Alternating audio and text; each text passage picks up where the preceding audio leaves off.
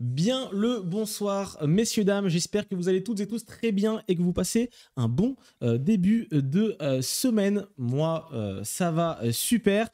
Bienvenue dans En route pour Japan Expo, l'émission qui parle de toute l'actualité des salons Japan Expo. Et vous le savez, ce week-end a lieu Japan Expo Sud à Marseille.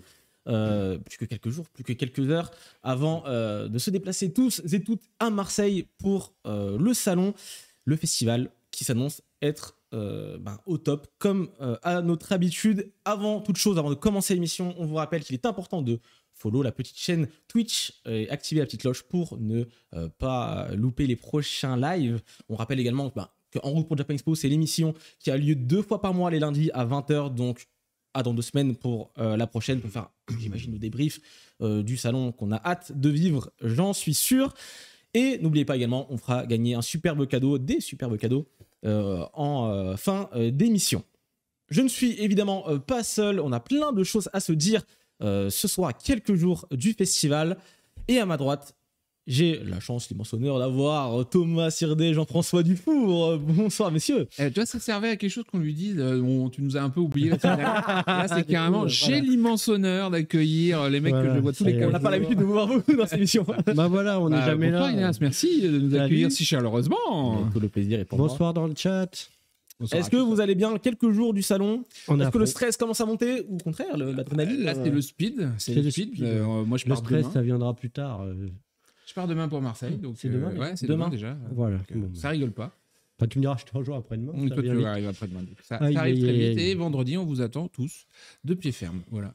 On va en parler plus en détail tout au long de l'émission. Donc évidemment, restez là pour savoir tout ce qu'il faut savoir à quelques jours du salon. À ma gauche, nous avons la chance, l'honneur de recevoir Vincent Ropion, comédien de doublage. Et vous connaissez notamment pour la voix d'un certain personnage iconique, Nicky Larson, Ryo Saeba en japonais. Bonsoir Vincent. Bonsoir à vous. Bonsoir, merci d'être là. Bonsoir. Je pense que je rajouterais le plaisir aussi, parce qu'en fait, ça fait des années qu'on aurait envie de recevoir Vincent à Japan Expo. On n'a jamais eu franchement l'occasion, ça se goupillait pas forcément bien comme on voulait, etc. Et là, ça y est, il est là. Et en plus, il nous fait le plaisir et l'honneur de venir sur le plateau ce soir. Merci Vincent. Mais de rien, c'est un plaisir aussi. La voix de DiCaprio. Ah oui, parce qu'il y a plein de questions, bien sûr. Ça va arriver. Oui, la voix de DiCaprio, ça c'était dans l'un de ses premiers films de DiCaprio qui s'appelait Gilbert Grape, c'est ça. Donc voilà, vous pourrez poser toutes vos questions dans une seconde partie de l'émission, que ce soit à Vincent ou à Jean-François et Thomas, vous commencez à connaître. Mais en tout cas, voilà, c'est un plaisir de t'avoir, Vincent. On va se tutoyer pendant l'émission. Oui, c'est mieux, on se tutoie, oui. Comme ça, la radio, on voit tout le monde. On se tutoie, ouais. Et du coup, vous aurez l'immense chance de pouvoir le rencontrer à Japan Expo Sud ce week-end. C'est samedi et dimanche. Samedi et dimanche, oui. Donc, il fera beau, je crois, non? J'espère. Ça dépend. Hier, il faisait beau. Aujourd'hui, ils annoncent qu'il fait de la pluie. Donc, on va attendre que ça avance. Mais c'est Marseille, il fait jamais vraiment oui, en moche, général, Marseille, c'est ensoleillé. Non, avec le Mistral, de toute façon, ça souffle tous les nuages. Et on a eu de la pluie une fois en 14 ans. Donc, de toute façon, on sera en intérieur pour Japan Expo. Oui, il n'y a pas de problème. Il n'y a aucun souci à ce niveau-là. J'en suis sûr. Je vous propose qu'on commence tout de suite l'émission parce qu'on a beaucoup de choses à se dire ce soir. On commence avec les actualités de la semaine. Et cette semaine, notamment le 27 février dernier, a eu lieu le Pokémon Day. C'est la journée officielle de la série Pokémon que vous connaissez, je pense, toutes et tous. Et il y a eu notamment le Pokémon Presents, qui est un peu le en route pour Japan Expo de Pokémon. Ils viennent, ils font un live une fois dans l'année pour annoncer toutes les simplicité, n'est-ce pas? toutes les nouveaux. Ils nous ont tout copié, vraiment. Et évidemment, ils ont annoncé 2 nouveaux jeux, notamment un jeu mobile. Ça, c'est pour toi, Jean-François, je pense. Un nouveau jeu de cartes TCG mobile pour pouvoir jouer à Pokémon. J'ai mon compte. Ça. Je pense que tu vas pouvoir t'y atteler de ce pas. Et je te rejoindrai, on jouera ensemble avec plaisir, on s'échangera des petites cartes. Mais la grosse annonce, c'était le nouveau jeu officiel de la licence Pokémon. C'est Légende Pokémon ZA. Voilà. qui sortira du coup sur Nintendo Switch, ou peut-être la nouvelle console qui va être peut-être annoncée dans quelques semaines. On verra si. Et la si c'est garde le cas. pour Japan Expo Paris cet été. C'est Ce serait excellentissime. Ah, j'avais pas le droit de le dire. Évidemment, non, rien n'est prévu. Voilà, vous ne vous chopez pas trop dans le chat. Cela dit, voilà, le jeu est prévu pour 2025, donc on a encore un peu de temps avant de le voir venir. Il se passe évidemment dans Illumis, qui est la ville principale de la région de Kalos, Pokémon X et Y. Donc c'est des générations qui datent de plus de 10 ans maintenant. Et là, c'est la suite, Pokémon ZA. C'était inattendu, les fans ont... X, Y, Z, A, ils font une boucle en fait. C'est ça. Exactement. C'est baissé. En tout cas, les fans étaient ravis. Et je sais que voilà, Pokémon Japan Expo, ça fait sens parce qu'il y a eu beaucoup de choses entre Pokémon et vous. Hein.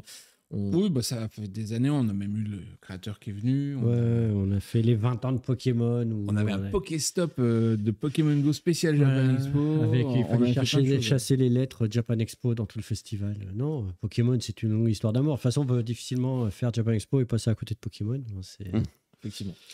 C'est assez omniprésent et on a. C'est la première effectivement nocturne qu'on ait fait, en fait. Quand on a fait vrai. la première diffusion de film en soirée, vrai. c'était les 20 ans. Pokémon 20e anniversaire. Je te choisis Pikachu. Effectivement. Avec des comédiens de doublage japonais. Et des comédiens de doublage japonais. Ouais. Ah, japonais. C'est encore une autre façon de travailler. Là, ça, Ah, oui. Et puis tout le monde sait que les doubleurs japonais sont des stars là-bas. Oui. C'était très compliqué à mettre en place, mais c'était hyper bien. Ah oui, quand ils sont venus en France. Alors. Ouais, c'était pour le 20e anniversaire. Et là, à Marseille, j'ai vu qu'il y a beaucoup de Japonais aussi. Donc, oui, on va avoir des musiciens, des dessinateurs. Qu'est-ce qu'on a? Alors, pas de comédien de doublage. Pas de comédien de doublage pour ce truc. moi, c'est tout. Quoi. Non, japonais. En japonais, on parle. Japonais. oui, Apparemment, il n'y a pas d'autres comédiens de doublage français. Non, cette année, non. D'un côté, l'année dernière, je dis une bêtise, Brigitte était toute seule aussi. Ouais. Ah non, elle était avec Philippe Ariotti, c'est vrai. Oui. Donc voilà, ça dépend un petit peu des années, mais bon, on aura l'occasion. Il n'y a pas le graphiste de Nicky Larson? Alors, le dessinateur de City Hunter, oui, Tsukasa Ojo était venu cet été. Et là, on a un character designer qui a travaillé sur le téléfilm Private Eyes. C'est ça Voilà. que j'ai vu sur Pas le dernier, mais enfin, pas d'ailleurs pas de téléfilm, d'ailleurs, film. Pardon. Film tout court. Ouais. Film cinéma, pas le dernier, mais celui d'avant, effectivement, qui est là, qui a fait tous les designs des personnages secondaires. Donc, c'est pas lui qui a fait Rio et. Ah, bah, j'espère le rencontrer. Ah, bah, c'est bien prévu que tu le rencontres. Et il sera très content. Mais... Les rencontres sont prévues. Ah, voilà. Super. T'as signé une Le Pokémon Day est passé, on peut continuer avec Naruto. Naruto, c'est un des mangas les plus lus en France à ce jour. Et un live action est officiellement annoncé. Il y a eu des grandes rumeurs depuis maintenant quelques années. Maintenant, c'est officiel. C'est réalisé par le réalisateur Destin Daniel Cretton, qui est le réalisateur de Shang-Chi, un des derniers Marvel, plutôt bien foutu quand même. Ouais, donc on a hâte de voir ce qu'il en est. Naruto, vous, en live action, est-ce que vous pensez que ça peut rendre correctement, ou au contraire vous êtes un peu dubitatif, vous attendez de voir les premières images, premiers trailers? Moi, j'attends avec grande impatience de voir, parce que c'est assez cher à mon cœur, Naruto. Et du coup, pour le coup, je pense que ça fait partie de trucs comme les costumes sont réalistes et tout. Il y a moyen, avec des beaux effets spéciaux sur les combats, de faire des choses assez belles, quoi. Ouais. C'est pas très excentrique, tu vois, dans le dessin et sûr. dans le design. Si tu compares, par exemple, à One Piece et tout, où les personnages sont très déformés. Après, en adaptation de live, on a eu à boire et à manger, quoi. Donc j'attends de voir un peu plus pour. Ça va être bien. Pour me prononcer, mais après, c'est toujours bien que des bandes dessinées japonaises ou des bandes dessinées tout court d'ailleurs soient adaptées. C'est toujours bon signe. Parfois, ça crée quelques déceptions, mais moi, je trouve que c'est toujours bien d'étendre un petit peu l'univers. Si les budgets sont suffisants, qu'il y a des beaux effets spéciaux, maintenant, ils font des trucs de fou, de toute façon. Donc, c'est clair. Mais si le respect de l'œuvre y est, c'est encore c'est le plus important. C'est encore mieux. Effectivement. Donc voilà, live action Naruto dans le chat. Dites-nous ce que vous en pensez. Est-ce que vous êtes plutôt hypé ou au contraire assez dubitatif et que vous attendez de voir les premières images avant de vraiment vous chauffer ou non? Dites-le nous. N'hésitez pas. On continue côté plus actualité de Japan Expo. Ce lundi dernier a eu lieu en live, ici même, sur cette chaîne. Sur ce plateau. Exactement, le lancement de la nouvelle billetterie, avec le nouveau système de billetterie pour Japan Expo, pour les billets Zen, excusez-moi, Fast Pass et Star Pass. Ouais. Il y a eu aussi les Zen Plus Confort qui ont été. Les Zen Plus Confort ont été sold out pendant l'émission. C'est ça. Et ça s'est confirmé parce qu'on disait il y aura peut-être des remises en vente et tout. Là, Alors, c'est quoi les Fast Pass? Alors, tu peux expliquer mieux que moi. les fast-pass, sur Japan Expo Paris, les gens rentrent à 9h30 et les gens qui ont un fast-pass vont pouvoir rentrer à 9h en fait. Et en plus, ils ont la possibilité d'être pré-scannés. Donc du coup, quand c'est 9h, c'est vraiment on rentre tout de suite, on peut aller faire des conférences, faire le shopping, rencontrer des gens, etc. Donc le principe. Les gens, ils sont très pressés d'entrer sur le festival et ils sont très nombreux, donc il y a plein de files d'attente. Là, c'est une file qui permet effectivement d'être beaucoup plus rapidement dans le festival et de profiter du festival. Je ne connaissais pas. Il y a beaucoup de gens à rencontrer sur des festivals, donc du coup, ça crée un peu de tension. Hein. Les gens, ils sont pressés de venir vous voir tous. Et l'autre pass, c'est quoi? On a dit les Zen. Alors les billets Zen, c'est des gens qui sont en nombre plus limité, qui eux rentrent carrément à 8h30 et qui ont tout un tas de cadeaux et qui ont aussi la possibilité de rentrer et sortir librement du festival parce que comme on est à Villepinte l'été, toutes les sorties sont définitives donc on ne peut pas rentrer. Là, eux, ils peuvent. Et puis, ils ont également sur 2 scènes, donc la scène Ichigo et la scène Yuzu, ils ont des files d'attente dédiées pour pouvoir rentrer dans les premiers. D'accord. Voilà, c'est des billets VIP en quelque sorte. On peut appeler ça comme ça. Et du coup, ben voilà, là, on va bientôt mettre en vente tous les billets sur cette nouvelle billetterie parce que là, c'est bon, ça fonctionne.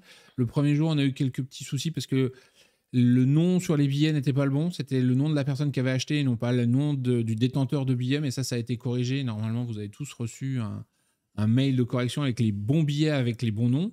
Donc tout ça, ça nous a permis de roder le truc et on va incessamment sous peu basculer tout sur cette nouvelle billetterie, histoire de n'avoir plus qu'un seul endroit pour acheter ça pour Paris, parce que Japan Expo Sud, par contre, finit la vente de billets sur l'ancien système de billetterie jusqu'à dimanche, parce qu'on n'allait pas changer une semaine du salon, c'est un peu dangereux, quoi. Bien sûr. Eh bien, écoutez, les Zen Plus Confort, c'est fini pour le moment, mais il reste encore des billets Zen, des Fast Pass, des Star Pass. Et puis plein de tickets normaux. Hein, et les tickets normaux, évidemment. Si on parle de billets Zen, on a les billets Zen de Marseille. Évidemment, avec des cadeaux. Avec des petits cadeaux. Hey. À Marseille, j'ai laissé le post-it. Donc, on aura dans les cadeaux Zen un livre, je te passe parce qu'effectivement c'est un peu lourd. On va avoir un joli mug spécial édition marseillaise avec, à l'intérieur dedans, votre lot. Ah bah c'est plus moi qu'on voit, ton petit. Votre lot de badges, donc les mascottes du festival qu'on retrouve traditionnellement sur les badges, là, les 5 badges de l'année. On va avoir un tout nouveau cadeau qui a beaucoup plu cet été et qui revient dans une nouvelle version, donc la gourde Japan Expo en alu. Voilà. Hop. Konami qui sera présent au travers d'une ouverture de pack diffusée sur notre chaîne Twitch samedi prochain. Vous offre aussi des boosters Yu-Gi-Oh! Tu le tiens à l'envers. À l'envers. Non, à l'envers, ouais. Non, ouais, ça, voilà. Avec un petit cadeau supplémentaire. On retrouve également l'ex libris avec l'affiche officielle du festival qui sera disponible. Et c'est tout. C'est déjà pas mal. Ouais, c'est pas mal. C'est déjà pas mal. Voilà. Et puis là, on m'a donné... Alors ça, c'est les supports de dédicace pour les invités qui seront présents à Japan Expo Marseille, avec effectivement la possibilité de repartir avec un joli souvenir. Et tiens, ça va faire bizarre. Mais on en aura 2 sur le plateau. On vérifie un truc. C'est bon, c'est le même. Le mec avec une seule chemise. Non, c'est pas la même. En fait. Mais j'aime bien le bleu. Voilà. Et donc, du coup, si vous voulez rencontrer Monsieur Ropion, ici présent, il sera heureux de vous dédicacer ces photos qu'on a spécialement imprimées pour vous à l'occasion de Japan Expo. Le samedi et le dimanche. Oui, samedi et dimanche. Exactement. Mais c'est des très beaux cadeaux. Ils sont très chouettes, les supports. Effectivement. Des très beaux cadeaux, du coup. Le but du jeu, c'est que les gens repartent avec un souvenir vraiment unique. Tu vois, c'est l'occasion exceptionnelle. Alors, du coup... tu changes de photo de temps en temps pour que si jamais tu reviens, on a des nouvelles photos. Et t'inquiète, on fait plein de photos sur place aussi. Donc on aura après l'occasion de partager ça. Mais voilà, donc ça c'est l'ensemble des cadeaux qui ira pour les détenteurs de billets zen le week-end prochain. Donc plutôt sympa. Donc ça, c'est les oreilles de lapin, c'est quoi? C'est Yu-Gi-Oh! C'est un partenariat avec Konami que vous faites. Voilà. Donc ils offrent des cartes et Ça c'est des oreilles d'un personnage de Yu-Gi-Oh! d'une carte, il me semble. Je ne sais plus laquelle c'est, mais... Le lapin Le sans lapin sans un fleurs. lapin. Merci la régie. C'est un lapin. C'est Mais exactement. de Yu-Gi-Oh! De Yu-Gi-Oh! Yu-Gi-Oh, bien sûr. Allez, on continue. Et vous avez l'habitude maintenant, j'ai envie de dire, mais à Marseille, pendant la durée du salon, un petit peu avant également, on a du coup les affiches Dans le métro. dans le métro marseillais. Voilà. Voilà, Si qui ont vous, déjà. il y a des Marseillais et que vous l'avez vu, dites-le nous. Prenez des photos, Prenez des envoyez-les photos, envoyez-les sur les réseaux sociaux. C'est hyper important pour nous pour savoir un peu quel impact elles ont. Si on ne vous cache pas, ça a un coût non négligeable. Alors du coup, on voudrait vérifier si vous les voyez. Effectivement. Donc voilà, vous avez les affiches du salon un peu partout dans Marseille. On vous laisse du coup les trouver. On continue avec les camions qui sont en route pour Japan Expo, littéralement. Ouais, cette spéciale fois-ci. dédicace à Dimitri, elle est passée table. Allez, on l'a gardé. Du coup, les camions qui transportent quoi exactement Là, du coup, c'est 2 camions qui transportent chacun 30 à 33 palettes. On va retrouver à l'intérieur de tout. Le matériel pour faire le festival, donc ça va d'ordinateurs en passant par les gilets staff, les chaussures de sécurité, tout l'affichage aussi qu'on va mettre pour vous orienter. Les shikishi, Les shikishi des invités. les cadeaux, des aides. Les cadeaux des zen, effectivement, et tout le matériel dont on a besoin. Donc, il va y avoir des tonnes de rouleaux de scotch, des cutters. Il y a vraiment tout pour faire un Japan Expo dans 2 camions. Parce que du coup, c'est effectivement 2 33 tonnes qui sont partis ce matin et qui arrivent demain soir à Marseille. Très très bien. Et on voulait terminer, ça vous tenait à cœur d'en parler parce que c'est un rapport finalement directement avec Japan Expo Marseille. C'est le jeu Spark Riders 3000 édité par Arcada Studio qui a été présenté du coup l'année dernière à Japan Expo Marseille, qui est sorti. On avait le plaisir d'avoir des gens d'Arcada Studio qui étaient sur l'espace jeux de société pendant Japan Expo Sud l'année dernière, donc en 2023, qui présentait le prototype de ce jeu-là, qui avait été mis en vente sur Kickstarter, et ils sont même venus cet été présenter le jeu avec Adeline Chetaille, parce qu'en fait c'est un jeu interactif, puisque le maître de jeu est une application. Donc vous téléchargez sur votre téléphone une application qui vous fait part des évolutions du scénario. Et dans les gens qui ont participé au doublage de Spark Riders 3000, il y avait donc Adeline Chetaille qui était parmi nous cet été pour parler justement de son travail sur ces jeux-là et aussi sur des jeux comme Zelda. Mais voilà, il est sorti, il est disponible, et moi j'étais très content de recevoir ça. C'est la boîte spéciale Kickstarter. C'est la boîte spéciale Kickstarter qu'il a acheté lui. Voilà, du coup dedans j'ai des figurines au lieu d'avoir des petits meeples, mais c'est très très bien. Je conseille le jeu, il est extra. J'ai déjà fait 2 parties là et on passe un très très bon moment. Donc si vous connaissez pas, vous pourrez probablement venir l'essayer sur l'espace Parkage, à moins qu'ils aient fait la place aux nouveautés. Et sinon vous le trouvez maintenant très prochainement. Très prochainement dans toutes les bonnes boutiques.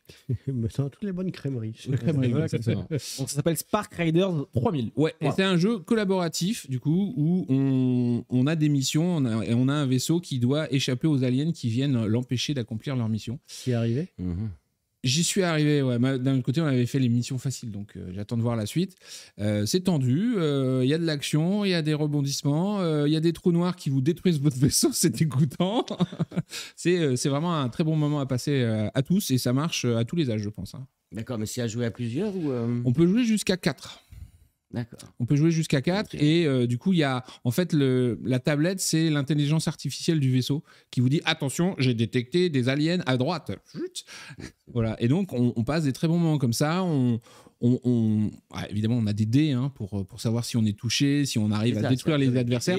C'est un vrai jeu de plateau, mais en plus, il y a une application avec une intelligence artificielle qui vous guide dans l'aventure et vous pouvez refaire la mission. Moi, j'ai pas eu l'impression que c'était les mêmes choses. C'est un maître du jeu en IA. C'est un maître du jeu en IA, c'est très sympa. Ils avaient sorti un premier jeu qui était en Heroic Fantasy Et ça collait un petit peu moins parce que l'application a une voix assez robotique. Et donc, quand tu as le maître du jeu qui parle comme ça passe. Mais quand il fait bonjour, vous avez bientôt des gobelins en face de vous, c'était moins bien. Donc là, il y a un mélange entre l'IA qui est une voix de synthèse et des comédiens de doublage qui font tous les personnages qu'on rencontre dans le cadre du voyage. Et la voix de synthèse, elle est robotique. Et la voix de synthèse, elle est robotique, c'est vraiment la voix de votre GPS, quoi. Maintenant, prenez à droite, il y a des aliens. Oui, très bien. Très bien, mais en tout cas, je pense que tu nous as donné envie d'y jouer. Donc voilà, ça s'appelle encore une fois Spark Riders 3000 et on vous le recommande. Messieurs, je pense qu'on a terminé sur les actualités. On va pouvoir parler le plat du jour de notre invité spécial. Je savais pas qu'il allait te manger. On va pouvoir parler un petit peu de toi, Vincent. C'est du coup l'invité de la semaine. C'est parti, jingle.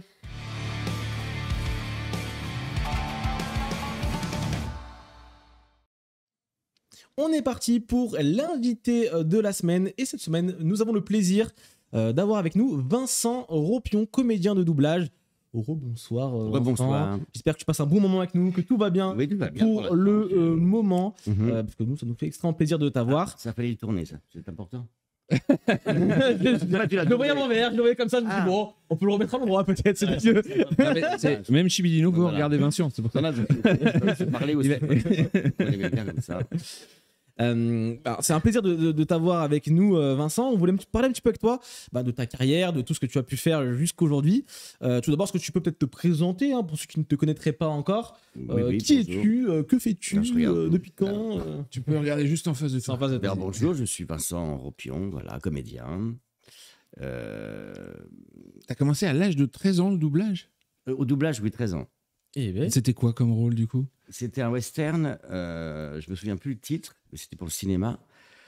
Et je faisais un petit Mexicain, et on m'a demandé de faire un accent mexicain, je l'ai fait, donc ça a plu.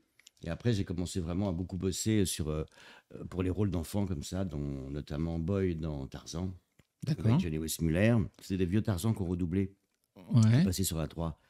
Moi, j'adorais ça, évidemment, parce que je faisais Boy, c'est à 13 ans, c'est paradis. Et puis après, j'ai fait Anthony dans Candy, le petit prince des collines. Et il était une fois l'homme avec le petit Pierrot. Oui, ça, Pierrot, ça, je me souviens. Voilà, cette époque-là, c'était les débuts. Et notamment aussi un guest dans Goldorak. Et moi, je regardais Goldorak à cet âge-là, bien sûr, et j'adorais. Donc, quand je suis arrivé sur le plateau et que j'ai vu c'était Goldorak, c'était génial. On l'a pas vu à l'écran, mais il y a deux visages qui se sont illuminés à ma droite dès que tu as cité tout ce que tu as pu faire par le passé. Non, mais Anthony, c'est vrai que maintenant que tu le dis, mais j'avais pas tilté du tout, Anthony. Mais tu peux pas reconnaître ma voix, c'est pas possible. Bah ouais. Non. Il y a un air de famille, mais lointain, quoi. Vraiment, et lointain, Pierrot Oui, ça. Il y avait Pierre. Ça, on reconnaît un petit peu. Il y avait Pierrot qui était l'enfant qui était dans Tout l'été une fois l'homme, mais après, il avait un rôle plus important dans l'espace. Dans Il était une fois l'espace, qui est ma série préférée, personnellement. Oui, elle était très très bien. Et la série qu'on a eu la chance de pouvoir éditer en DVD, en fait. Ouais. Donc, on avait fait l'édition DVD du... C'est vous qui avez fait l'édition DVD Alors, c'était notre vie avant Japan Expo, parce que pendant un certain temps, Japan Expo, c'était que le soir et le week-end. Donc, on avait un vrai travail et on travaillait chez l'éditeur DVD qui a fait Il était une fois l'espace. C'était incroyable à faire. Oui, on a pu avoir accès aux gens de Procidis qui avaient plein d'archives là-dessus. C'était toujours Procidis. C'est... D'ailleurs, ils continuent là. Ils vont faire Il était une fois les objets.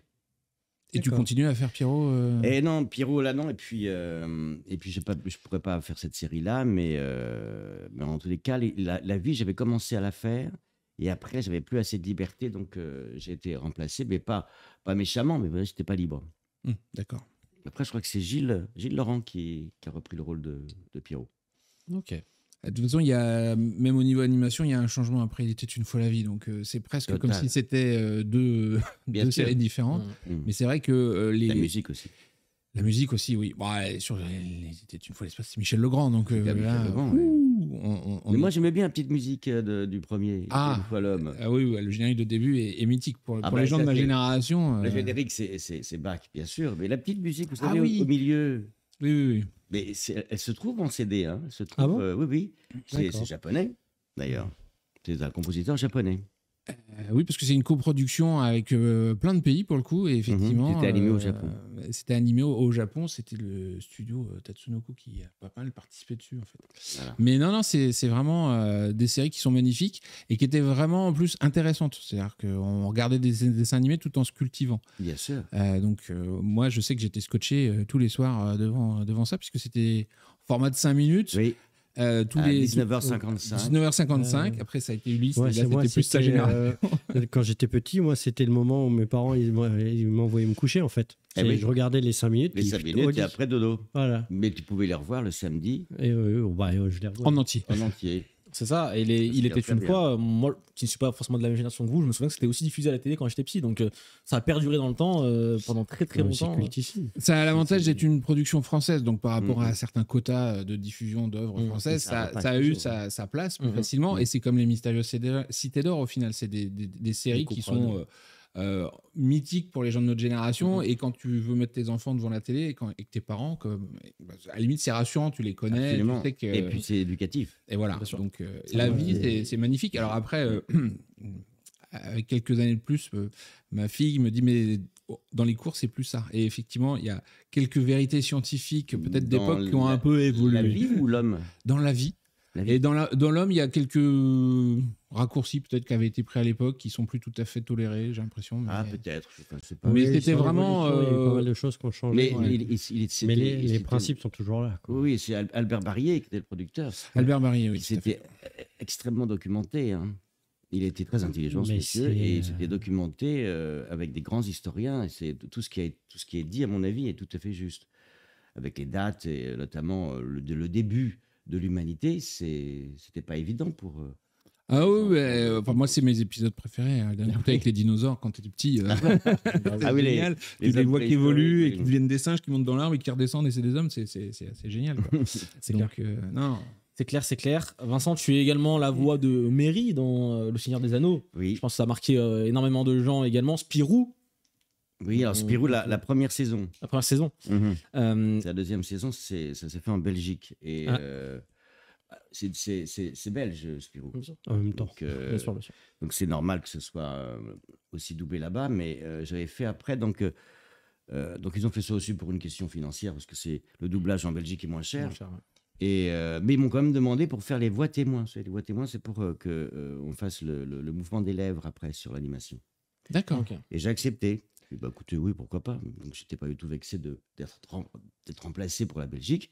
Je l'ai fait. Et en tout cas, moi, j'étais très content de faire la première saison de Spirou. Parce que j'adorais ce personnage, c'est très marrant. Effectivement. Personnage mythique. Et, également. et Nicky Larson, du coup. Comment on Évidemment, arrive on allait y sur venir, Nicky hein. Larson On allait y venir. Nicky Larson, bon. c'est aussi pour ça que tu es là. Je pense que ces deux messieurs sont très très très fans. Moi également. Et je pense que ceux qui nous écoutent aussi, dès qu'on a entendu ta voix, je pense qu'on entend un petit peu de Nicky obligatoirement. Comment on arrive sur Nicky Larson du coup à l'époque où l'animation japonaise n'était pas encore ce qu'elle est aujourd'hui forcément en termes de quantité de séries qui sortent aujourd'hui. Ben, c'était vraiment le début, ça commençait, C'est sûr. c'était surtout le Club Dorothée. Mais avant le Club Dorothée, il y avait aussi Récréa 2. Oui.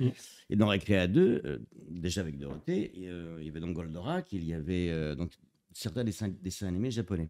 Mais après, la grande époque, ça a été évidemment le Club Dorothée avec le Collège Foufoufou, Ranma et demi, et j'en passe, que j'ai fait aussi d'ailleurs. Mais c'était une époque où il y avait énormément de travail. Et si vous voulez, moi, on m'a appelé, on m'a demandé si j'étais libre cette date-là, sans me dire ce que c'était. La journée entière, j'ai débarqué sur le plateau et le directeur du plateau m'a dit bon ben voilà, c'est un dessin animé japonais. Il n'aimait pas du tout le genre de produit. Il disait c'est une bêtise japonaise. On va faire ça vite fait. Et t'as le rôle du premier rôle, voilà. Et donc voilà, Ah oui, d'accord. Donc tu apprends en arrivant sur place Que t'as le premier rôle. que t'as le premier rôle. Voilà. Ok. Alors on l'a Mais- regardé un peu pour voir ce que c'était et tout. Et Et tu sais pas que tu pars pour 150 épisodes, quoi. pas vraiment. C'est que, il me dit bon, déjà il y a à peu près une vingtaine d'épisodes et puis après voilà, les épisodes continuaient et on a fait ça assez vite. On a fait ça sur, je pense, un an. Ah oui. 150, voire moins. Et Ah oui, on faisait à très, peu très près 4 ou 5 épisodes par jour. La vache, ça devait être intense quand même. Ah, c'était très rapide, oui. Et il y avait même je ne devrais pas en parler, je devrais avoir honte de ça, mais à cette époque-là, parce qu'on avait très très peu de temps et le directeur de plateau considérait que ce n'était pas un projet de qualité. Alors on faisait ça comme, on appelle ça au fusil. C'est-à-dire que vous ne regardez même pas la scène. Ah, on la joue tout de suite. On vous balance l'image avec la bande rythmo et vous jouez. Ah oui. Et on enregistre.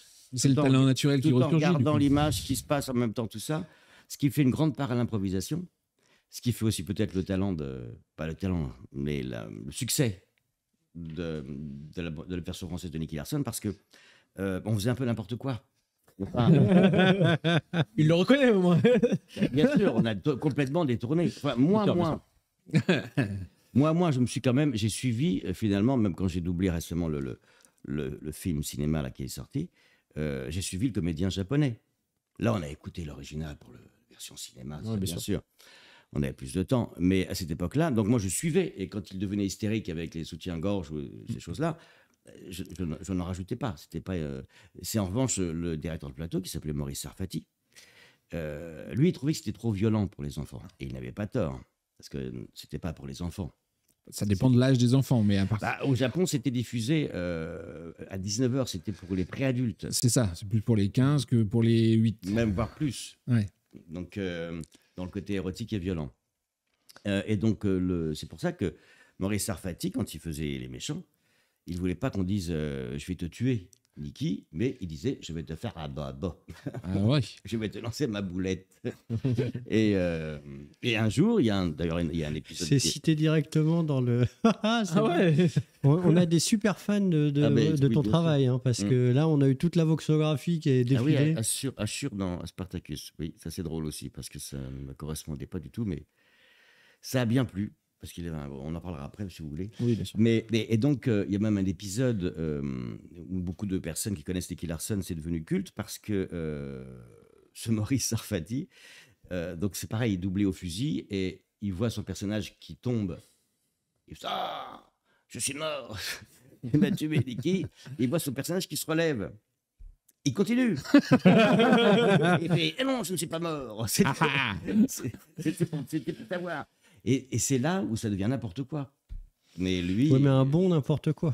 C'est un bon n'importe quoi. Et on nous, pourrait ça plus le fait faire, partie des choses qui ont fait que les séries, elles sont restées aussi dans nos cœurs. C'est que mine de rien, dans les cours de récré, tout ça, ça ressortait. Hein. Mais bien sûr, et parce que c'est devenu drôle. Alors après, je crois qu'il y a aussi des fans de Ryo Saeba, de City Hunter, qui n'aiment pas ça, mais qui préfèrent la VO.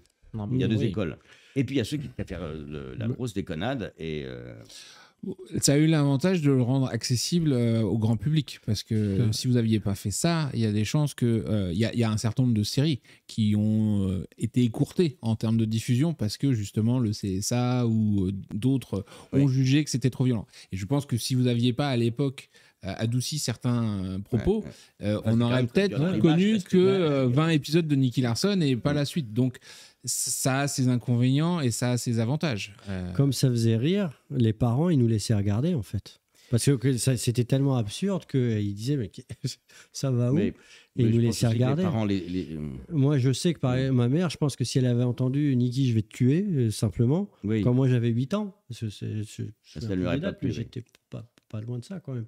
Elle m'aurait dit, c'est bon, va jouer dans ta chambre. Mais oui, donc il n'avait pas tort. Mais non, mais parce que c'était mal dirigé, ce que tu disais tout à l'heure. L'œuvre C'était originale. pas mal dirigé, c'était. En termes d'audience. Ah oui. Non, pas en termes de. Mal programmé, voilà. Voilà. Dirigé direction d'acteur. Oui, c'est pour ça que. On va dire mal programmé, c'était. Ils ne savaient pas, en fait. Je pense que c'est des stocks qu'ils ont achetés comme ça, sans véritablement vérifier ce que c'était. C'est ça. Et on partait du principe que si c'était un dessin animé, c'était forcément pour enfants, parce que mine de rien, les programmeurs de cette époque-là, ils ont beaucoup connu le dessin animé façon Tom et Jerry, etc. Et ils se posaient pas de questions. Du dessin animé, c'est pour les enfants. Point barre. Et nous, on coupait. Enfin, il y a des choses nous-mêmes. C'est-à-dire qu'on voyait l'épisode et le directeur de plateau disait ah ben non, c'est pas possible, on peut pas même pas transformer parce que c'était trop érotique. D'ailleurs, il notait le timecode, il disait de là à là, voilà, on n'a pas enregistré. C'est pour ça qu'on voit maintenant dans les intégrales des versions sous-titrées. Des versions sous-titrées parce que ça n'a pas été doublé. Dont un épisode entier qui s'appelle La Nonne. La nonne. Oui, mais alors là, c'était pour d'autres raisons. Ah, ça veut dire la nonne, c'est d'un seul coup, on dirait Marc Dorcel présent. Il y a un petit côté. Et il y a cette fameuse aussi phrase, encore une invention de Maurice Sarfati, qui m'a fait dire, parce que Nicky Larson cherche un love hotel pour aller avec sa cliente, et là, c'était pas possible, ça pouvait pas passer comme ça. Donc, Nicky Larson dit je cherche un restaurant végétarien, je cherche ça. Ils se sont vraiment fait plaisir hein, sur ce. Oui, c'est devenu un code maintenant, c'est devenu un code de drague pour faire ça. Évidemment. C'est des choses qui sont restées. Enfin, c'est que des codes comme ça. C'est pas, mais dans plein de dessins animés de cette époque-là, hein, dans Ken le survivant, ça serait pas passé non plus. Hein, voilà, c'était pas mal Ken le survivant. La maison de Coucou, avec ils buvaient du saké en disant il est bon ce soda, et on les voyait tous bourrés à coups d'eau pétillante, et d'un coup bouteille d'eau pétillante. Ouais, tout le monde comprenait quoi. Voilà. Nous, enfin, moi non. Ah non. Moi, Non, voilà. Après, quand j'ai grandi, j'ai compris qu'effectivement, c'était pas de l'eau pétillante, mais. Mais qui se souvient d'entre vous, mais parce qu'on n'est pas évidemment la même génération, mais parce que les dessins animés japonais, oui, bien avant. Oui. Moi, je me souviens quand j'avais donc 11-12 ans. C'était le Prince Saphir, personne s'en souvient de ça? Ah, si. Ah, si, parce que c'est quand même. Enfin, le Prince Saphir et le Roi Léo, c'est. Voilà, le Roi Léo et le Prince Saphir. C'est deux œuvres de Osamu Tezuka qui est considéré comme le dieu du manga. Ah, et effectivement, c'est les premiers dessins animés qu'on a eu. Souvent, on dit Goldorak est arrivé et les Japonais ont débarqué, mais en fait, non. On avait déjà eu ces deux œuvres-là qui ont l'avantage, comme la plupart des œuvres japonaises, je trouve, de s'adresser aux enfants, mais pas en leur donnant... Je disais Tom et Jerry, mais c'est vrai que c'est un peu réducteur, les aventures de Tom et Jerry. Il ne se passe pas des tonnes de choses. Là, on avait des vraies histoires qui... C'est génial, Tom et Jerry. C'est génial, mais là, tu avais une vraie histoire qui évolue, avec des personnages souvent adolescents, donc qui correspondent plus à... Et modernité, voilà. Déjà du graphisme et de la réalisation aussi. Moi, les Tom et Jerry, c'est très bien. Droopy, tous les trucs mais non, comme mais ça, bien j'adore. sûr. Mais c'est pas la même chose. Et je dirais même que j'ai essayé de faire regarder un Droopy à mes enfants. C'est peut-être trop pour adultes comme animation, parce que c'est pas de l'humour. Les Tex Avery, c'est quand même autre chose, quoi. Voilà. Et c'est vrai que je pense qu'à cette époque-là, la révolution de Goldorak, c'était un dessin animé vraiment ciblé pour les plus jeunes, quoi. Et puis avec un personnage qui n'était pas forcément un enfant, avec des histoires qui n'étaient pas des histoires d'enfants. Enfin, oui, on se projetait dedans parce que c'était notre étape d'après, quoi. Genre, on est ado, on va avoir des aventures avec les copains et tout. Alors, et on partait du manège enchanté, quoi. Il y a eu comme un gap. Hein. Alors ça, voilà. Aglaé Sidonie, voilà, le manège enchanté, la maison de Toutou. Mais c'est vrai, il y avait tout ça, c'était très mignon. Saturnin. Saturnin, c'était très mignon, mais quand c'est arrivé, tout ça, j'ai vu, oui. Moi, à 11-12 ans, j'adorais ça parce que la musique, d'abord, était formidable. Ah oui. C'était un doublage canadien, là. Ah ouais? Oui, c'est vrai, la première diffusion. C'était un doublage canadien, les deux. D'accord. Même je crois que le Astro, le petit robot qu'on a eu après. C'est la princesse Saphir, non? Alors, oui. Je crois que la première diffusion, c'était sous Princesse Saphir, mais après, on l'a rediffusé en Prince, ou le contraire, je sais plus. Ouais, je sais plus. Mais ça a été diffusé un coup sous le nom Prince, un coup sous le nom Princesse. Parce que voilà. Mais à la base, effectivement, c'est une fille. S'il y en a qui le savent dans le chat, n'hésitez pas à le dire. Saphir, c'est une fille et qui a la possibilité d'avoir un cœur de garçon, n'est-ce pas?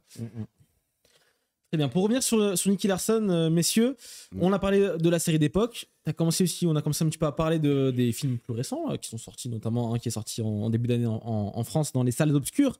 Du coup, tu es Nicky Larson depuis plus de 30 ans maintenant. On aimerait savoir un petit peu. Qu'est-ce que ça fait de retrouver. Ça fait rien, c'est la vie, c'est comme ça, mais moi, je m'en rends pas compte. C'est clair, parce que tu dis que la série d'époque, tu l'as fait en moins d'1 an. Finalement, dans l'échelle de ta vie professionnelle, notamment, c'est pas grand chose finalement, mais ça a marqué les esprits. Heureusement que j'ai pas fait que ça. Évidemment. Mais ça a quand même marqué les esprits des jeunes garçons qui sont devenus des grands garçons maintenant, qui connaissent Nicky Larson, qui sont encore fans de Nicky Larson aujourd'hui, qui en parlent. Jusqu'à aujourd'hui, il y a encore des séries, des films qui sortent régulièrement. Toi, est-ce que tu as pu peut-être rencontrer le comédien japonais, l'auteur japonais? Jamais? T'as jamais eu cette occasion? Non, c'est dommage, mais jamais. Messieurs, c'est à vous de rendre ça possible. On réinvite Tsukasa Ojo cette année. Là, il essaie de rétablir un de ses fantasmes à lui. organiser une convention au Japon. Bah, Et là, alors, vous m'emmenez avec vous. D'accord. Allez, on fait ça. c'est noté. On va travailler le sujet. Bah, voilà. Mais c'est vrai Mais que ce serait super. C'est vrai que cet été, on a eu la chance d'avoir l'auteur de la BD originale. Tsukasa Ojo est venu présenter et on lui a proposé différentes personnes pour intervenir sur scène avec lui. Et en fait, quand on lui a dit, on a le seiyuu, le comédien de doublage Ah oui. Nicky Larson, il a dit ah. Parce qu'il voyait comédien de doublage avec À l'image la de japonaise, la star en fait. à la japonaise. Eh Et oui. donc, il avait peur de ne pas savoir quoi dire à oui, non, à ça la voix c'est française un de Nicky vrai Larson. blocage. Donc il nous a dit, si vous aviez Akira Kamiya, qui est la voix de Ryo en version originale, vous pourriez le faire venir et il discuterait avec Monsieur Ropion. Mais moi, c'est pas mon domaine, je n'ai rien à lui dire. Ah ouais. Et Et donc, donc, pas me voir, quoi.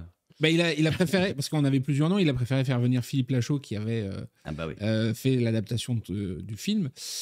En Mais film, c'était plus facile pour lui c'était plus d'imaginer de facile pour déplacer lui de- Lachaud que Ah oui. Vincent Ropion. Oui, Parce c'est qu'il se ça. connaissait déjà Mais d'avant, il il s'est fallait pas lui expliquer. Ouais, mais Et toi, t'aurais aimé venir et parler Ah oui, peut-être bien sur scène, sûr. conférence. C'est vrai, ça aurait pu être Mais ça intéressant. peut se également. refaire. Ça se refera peut-être un jour, on croise les doigts. ça se Mm. refait. C'est pas, monsieur. Et Ah, on mais j'aimerais aimerait bien bien, aussi oui. rencontrer celui qui double Ouais, Nicky Larson, sûr. qui est toujours le même. Hein. Alors lui, pour le coup, c'est vrai que c'est vraiment une méga star au Japon parce que. Alors, lui, il fait que ça. Non, il a fait. On parlait de Ken le Survivant, c'est lui qui fait le héros principal de. D'accord. il fait Mais est-ce Kenshiro qu'il joue dans. au théâtre? Est-ce qu'il fait des. Alors, Est-ce qu'il tourne des films? les comédiens de doublage au Japon ont vraiment un statut à part. Donc, ils chantent beaucoup aussi, puisqu'ils chantent des chansons D'accord. de Nicky Larson.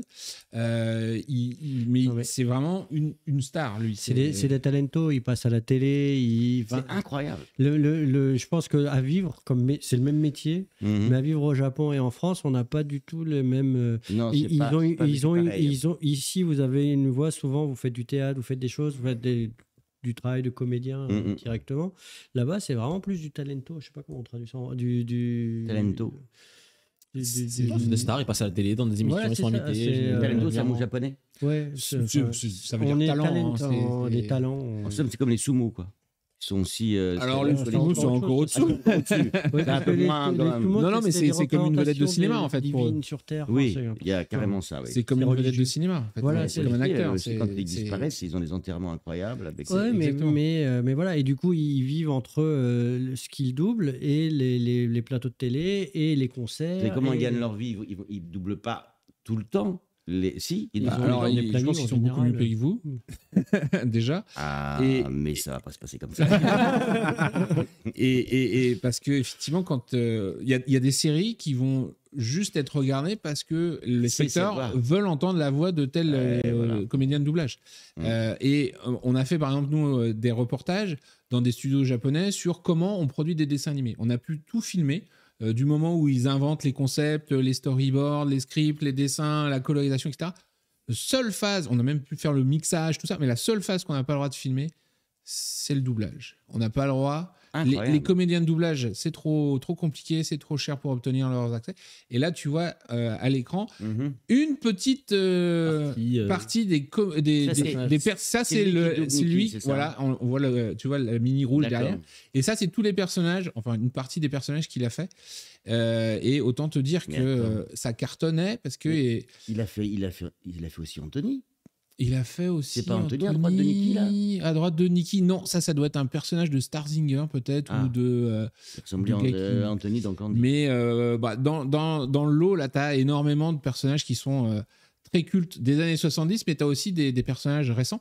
Par exemple, la deuxième ligne, La deuxième photo. deuxième photo, le moustachu, là, Ouais. le détective Maury de Détective Conan, qui a atteint, on est à plus de 1000 épisodes maintenant. c'est Ouais. ça Donc, cette série Détective Conan, elle vient de dépasser les 1000 épisodes et lui, il double Ah oui. l'un des personnages principaux. Quoi. C'est clair. Donc il a du travail, effectivement. On ne s'inquiète pas pour lui. Merci pour l'infographie en régie, Et c'est plus âgé que moi, formidable. je crois. Ah oui, parce que je crois qu'il a 75 maintenant, un truc comme ça. Ah oui. Beaucoup plus âgé que moi. 77, toi. Bah, il a 35 ans. Donc il a... 35. Au moins ça.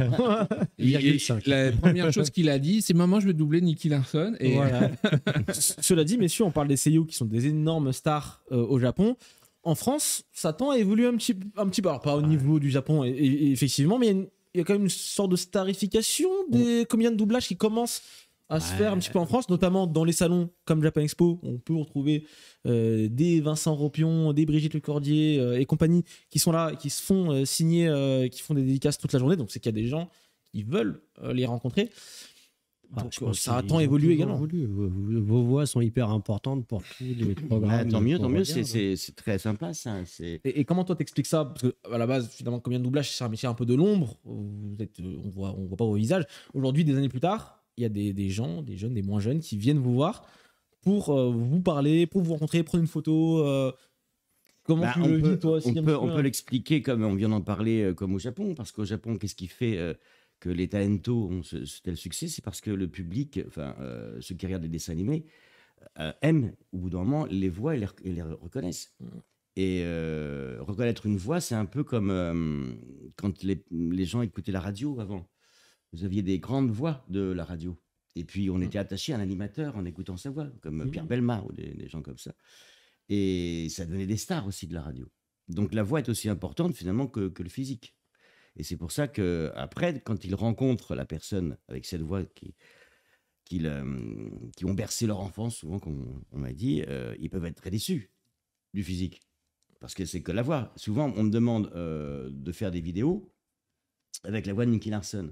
Et je fais, oui, mais attendez, ça va casser la magie. Si vous montrez ça à un pote ou à votre soeur ou à votre mère, surtout pour la maman ou le papa, sinon vous filmez le dessin de Nicky, je fais la voix dessus, je fais une petite dédicace personnelle pour le papa ou la maman, et après je fais un coucou.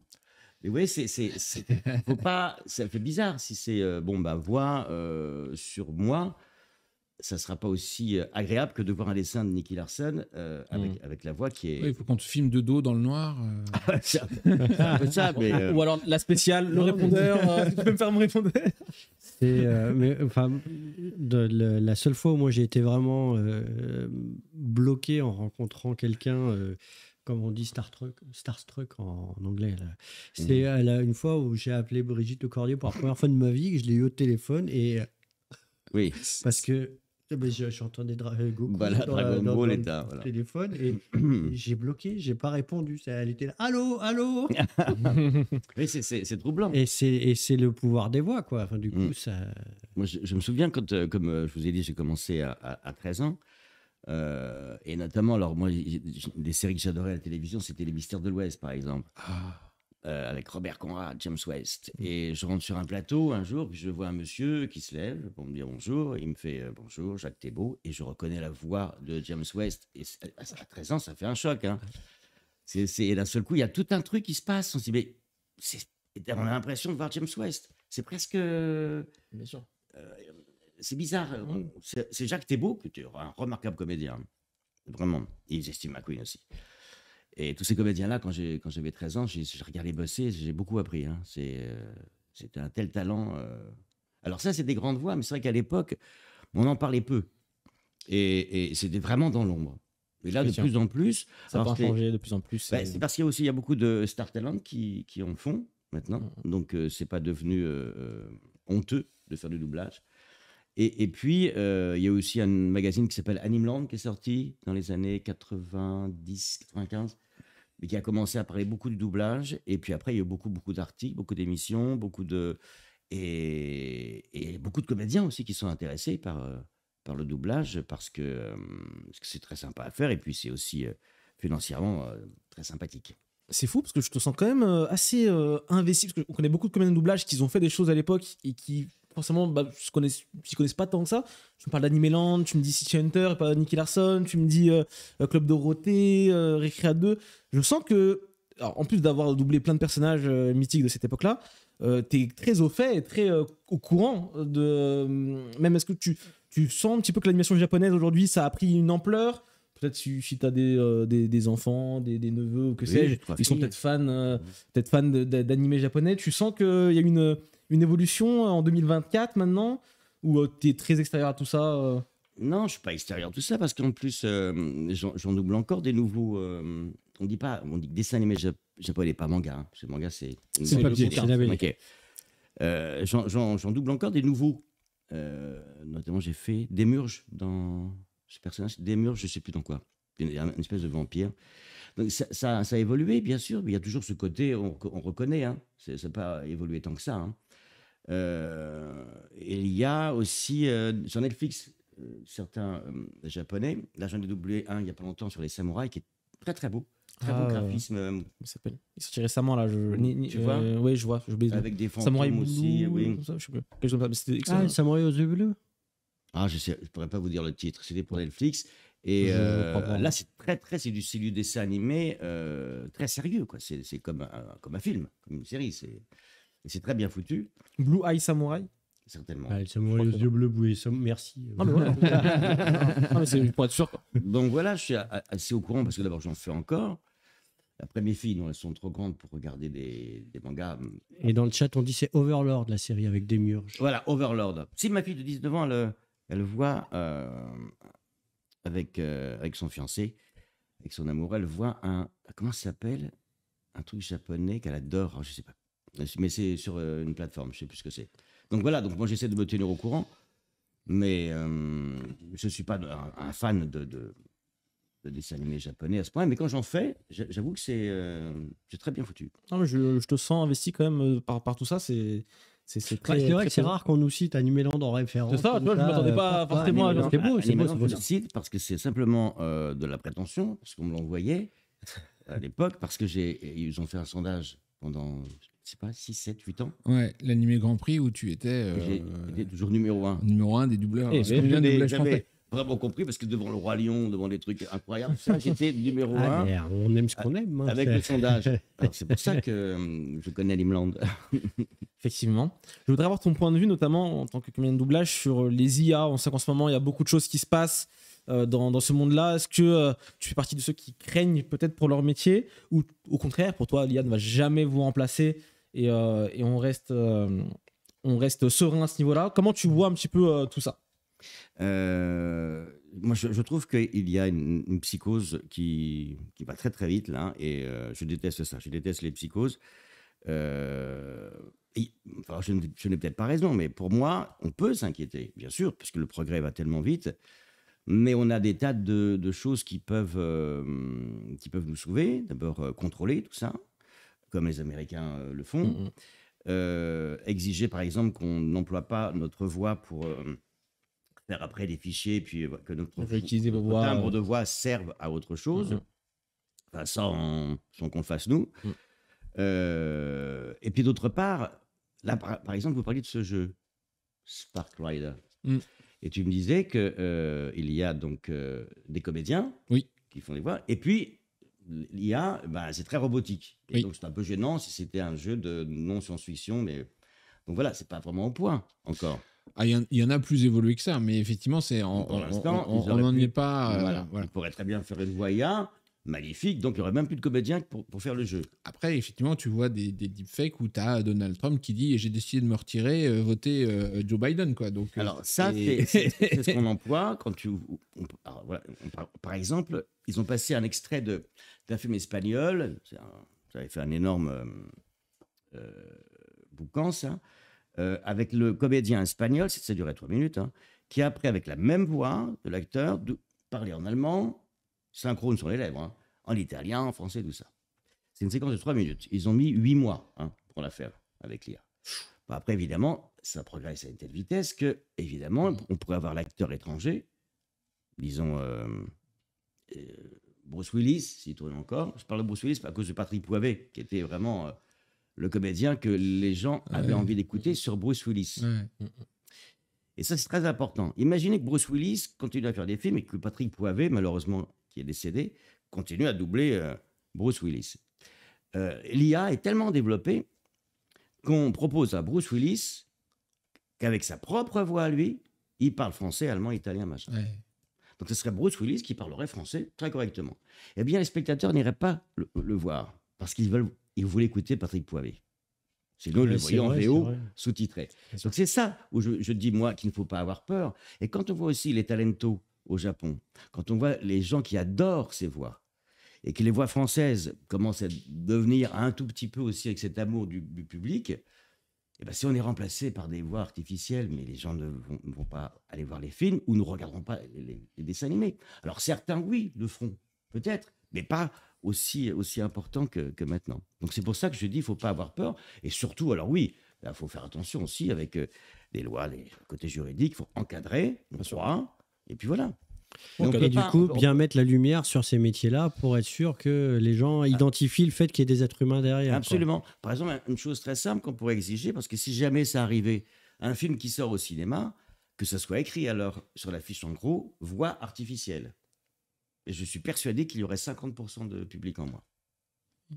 Bien écoutez, vous l'aurez compris, du côté de Vincent Ropion, pas de crainte à ce niveau-là. Et on espère un peu de vigilance. Voilà, un peu de vigilance. Un peu de vigilance, mais il ne faut toujours, pas se dire on s'en fout, et puis les gens vont dire de toute façon, il s'en fout, il est trop vieux. Non. Et pour conclure, évidemment, c'est ta première fois à Japan Expo Marseille. On aura le plaisir de te rencontrer lors de conférences et dédicaces, notamment du coup conférences sur ta carrière, parce que tu ne nous as pas encore tout dit. Je pense qu'il y a plein d'autres choses à J'ai plein de dire. questions encore, je vais venir dans le public. On a plein de questions à te poser. Effectivement, Ah bon, c'est une conférence plus FAQ, donc le public pourront te poser des questions. On te retrouvera en dédicace également. Est-ce que tu as des précisions à nous donner, Jean-François? Le samedi et Non, le je regardais dimanche. que dans l'application qui a été mise à jour aujourd'hui. Donc, si vous avez l'application, c'est pas une mise à jour automatique. Il faut aller dans le Play Store ou l'App Store pour lancer la mise à jour. Et effectivement, on a le planning de Vincent et je voyais dédicace samedi 10h30, samedi 12h45, dimanche 9h15. Conférence sur Sakura à 10h45. Donc, a priori, on a À tout le planning. 10h45. À 10h45. C'est quand ça? C'est dimanche. Faut pas que je me couche tard samedi alors. Oui. On fera le babysitter samedi. Ça commence à 8h30 pour les premiers. Hein. Ah, c'est à 8h30 Pour les premiers, non, pas toi. Hein. Non, mais les visiteurs. le dimanche, L'heure d'inquiétude. le dimanche, c'est 9h15 quand même. 9h15 le dimanche quand même. Donc, Quand même. Oui, mais Oui. l'hôtel est pas loin. Hein. oui, c'est pas loin. Oui. Il y a 10 minutes à pied, donc ça va. Ok. Ça va bien se passer, Vincent. Non, N'aie pas mais- peur. J'ai l'habitude. Non, On préviendra. Voilà. Alors, il y a du café. Oui. Beaucoup de café. Bon, en tout cas, c'est ta première rencontre avec le public de Japan Expo. Je pense que vous avez hâte de le rencontrer donc en dédicace et en conférence le samedi et le dimanche à Marseille. J'ai déjà fait Japan Expo, mais pas à Marseille. Pas à Marseille, oui. C'est ça. Évidemment. Oui, excuse-moi, de Japan Expo Marseille. Ça, Oui, je dois le Marseille. préciser. Tu as raison. Et ça fait plusieurs fois que dans le chat, il parle de ta voix, comme quoi ça, du Très fait que plaisant ta à voix, écouter. même comme ça au naturel, était très agréable Et et tout. plaisante à écouter, Effectivement. même hors contexte des œuvres. Et je Jeez. confirme. Je confirme. Et ça a été effectivement. dit plusieurs fois, hein, je tiens à le dire. Ah, on aimerait bien le rencontrer à Paris aussi. Mais parfois, j'ai Ah. fait Paris C'est ça. aussi. Je commence déjà à répondre aux questions. Ça tombe bien, c'est le moment d'y répondre. En plus, on n'a pas beaucoup de temps. On a parlé pendant longtemps, mais c'était très intéressant. Et fallait prendre notre temps sur tout ça. C'est les questions-réponses jingle.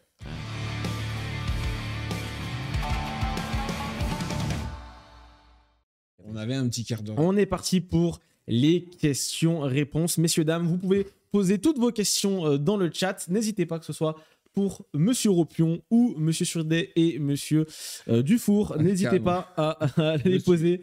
Que ce soit sur Japan Expo Marseille, parce que c'est Excusez-moi, monsieur Nedjari. c'est les dernières secondes pour y répondre. N'hésitez pas à les poser. Du coup, Vincent Ropion sera-t-il à Japan Expo 2024 à Paris cet été? Mais je ne Tu sais pas. aimerais y être? Oui, Déjà, mais excuse-moi. sauf c'est quand?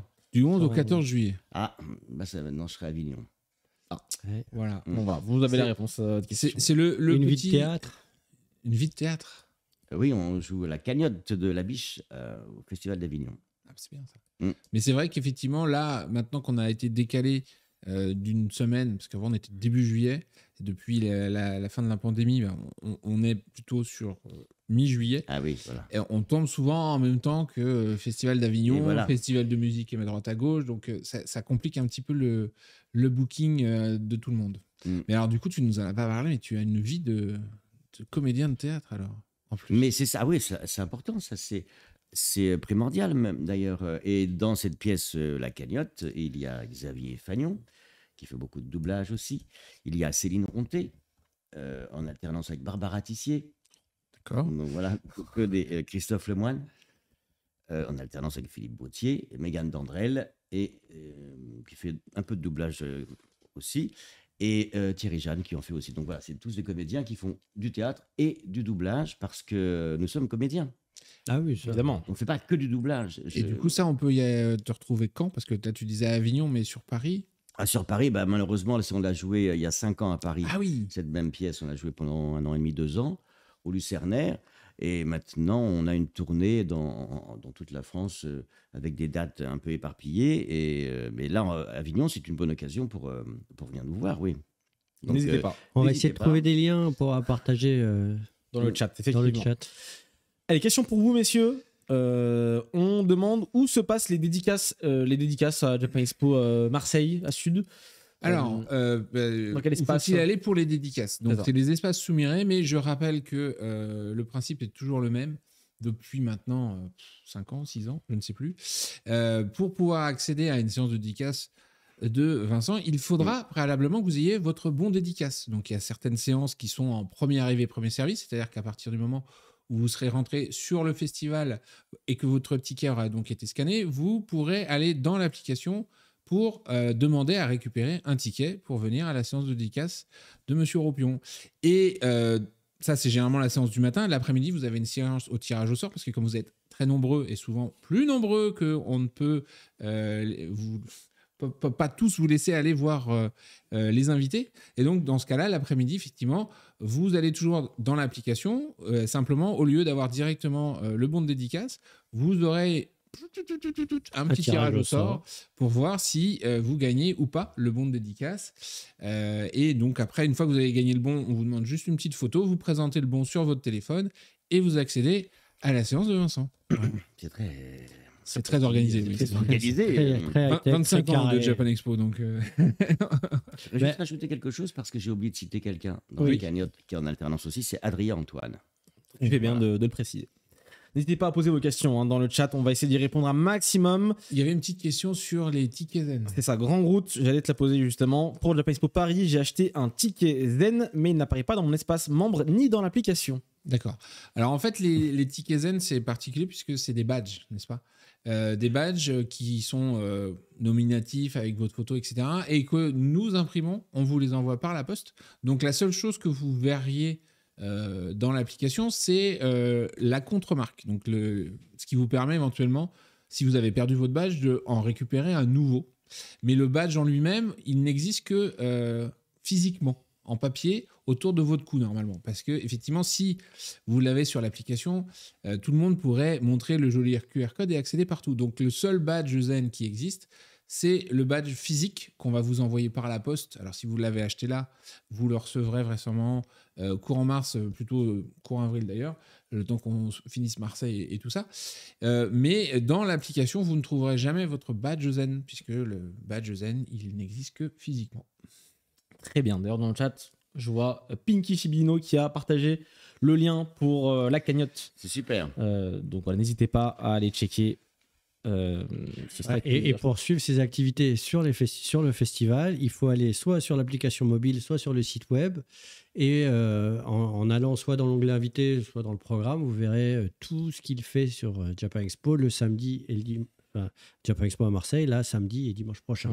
Et en dehors de Japan Expo, est-ce qu'on peut te suivre quelque part d'ailleurs Vincent, peut-être sur les réseaux sociaux, est-ce qu'on peut te retrouver quelque part? Ou est-ce que tu n'as pas de... Voilà, Si, moi j'utilise un peu parfois Instagram, mais pas régulièrement, je sais pas vraiment, mais quand oui, des gens veulent peut-être suivre ce que tu fais, est-ce que c'est public ou privé? Si c'est privé, tu peux non, pas non, obligé c'est d'en parler. public et vous cherchez sur Instagram, Vincent Ropion, voilà, on me simplement. trouve et vous pouvez me suivre. Je mets pas beaucoup de choses, mais quand voilà, si je joue au théâtre, je le mets. Mais je mets pas mes vacances, mais. Non, mais là, on parlait plutôt côté pro. Parfois, il y a des trucs que je mets. Mais c'est très rare. N'hésitez pas sur Instagram. Si vous voulez checker un petit peu ce que tu fais en vacances, n'hésitez pas. Dolin Doriel dans le chat qui demande est-ce que vous voudriez inviter Billy Matsunaga ou Sunao Kimono en masterclass à Japan Expo Paris? Ce sont deux profs de kimono. Elles font des vidéos sur YouTube sur le port du kimono. Alors, au-delà peut-être de ces deux noms, façon plus globale sur le kimono, est-ce que vous voulez faire des choses? Vous faites des choses? On en fait régulièrement. Je pense qu'il y en a à peu près presque tous les ans au final. On a eu des grands moments. On a eu des grands maîtres qui venaient du Japon. Voilà, on a eu des grands maîtres, notamment un grand maître de Kyoto qui était un héritier de là, je sais plus, genre 5e génération de fabricants de kimonos. C'est des choses qui sont très complexes parce qu'au Japon, ça fait vraiment partie de la très haute culture japonaise. Après, cette année, il y aura quelqu'un comme ça? Cette année, sur Marseille, dans le programme du consulat et autres associations, je ne pense pas.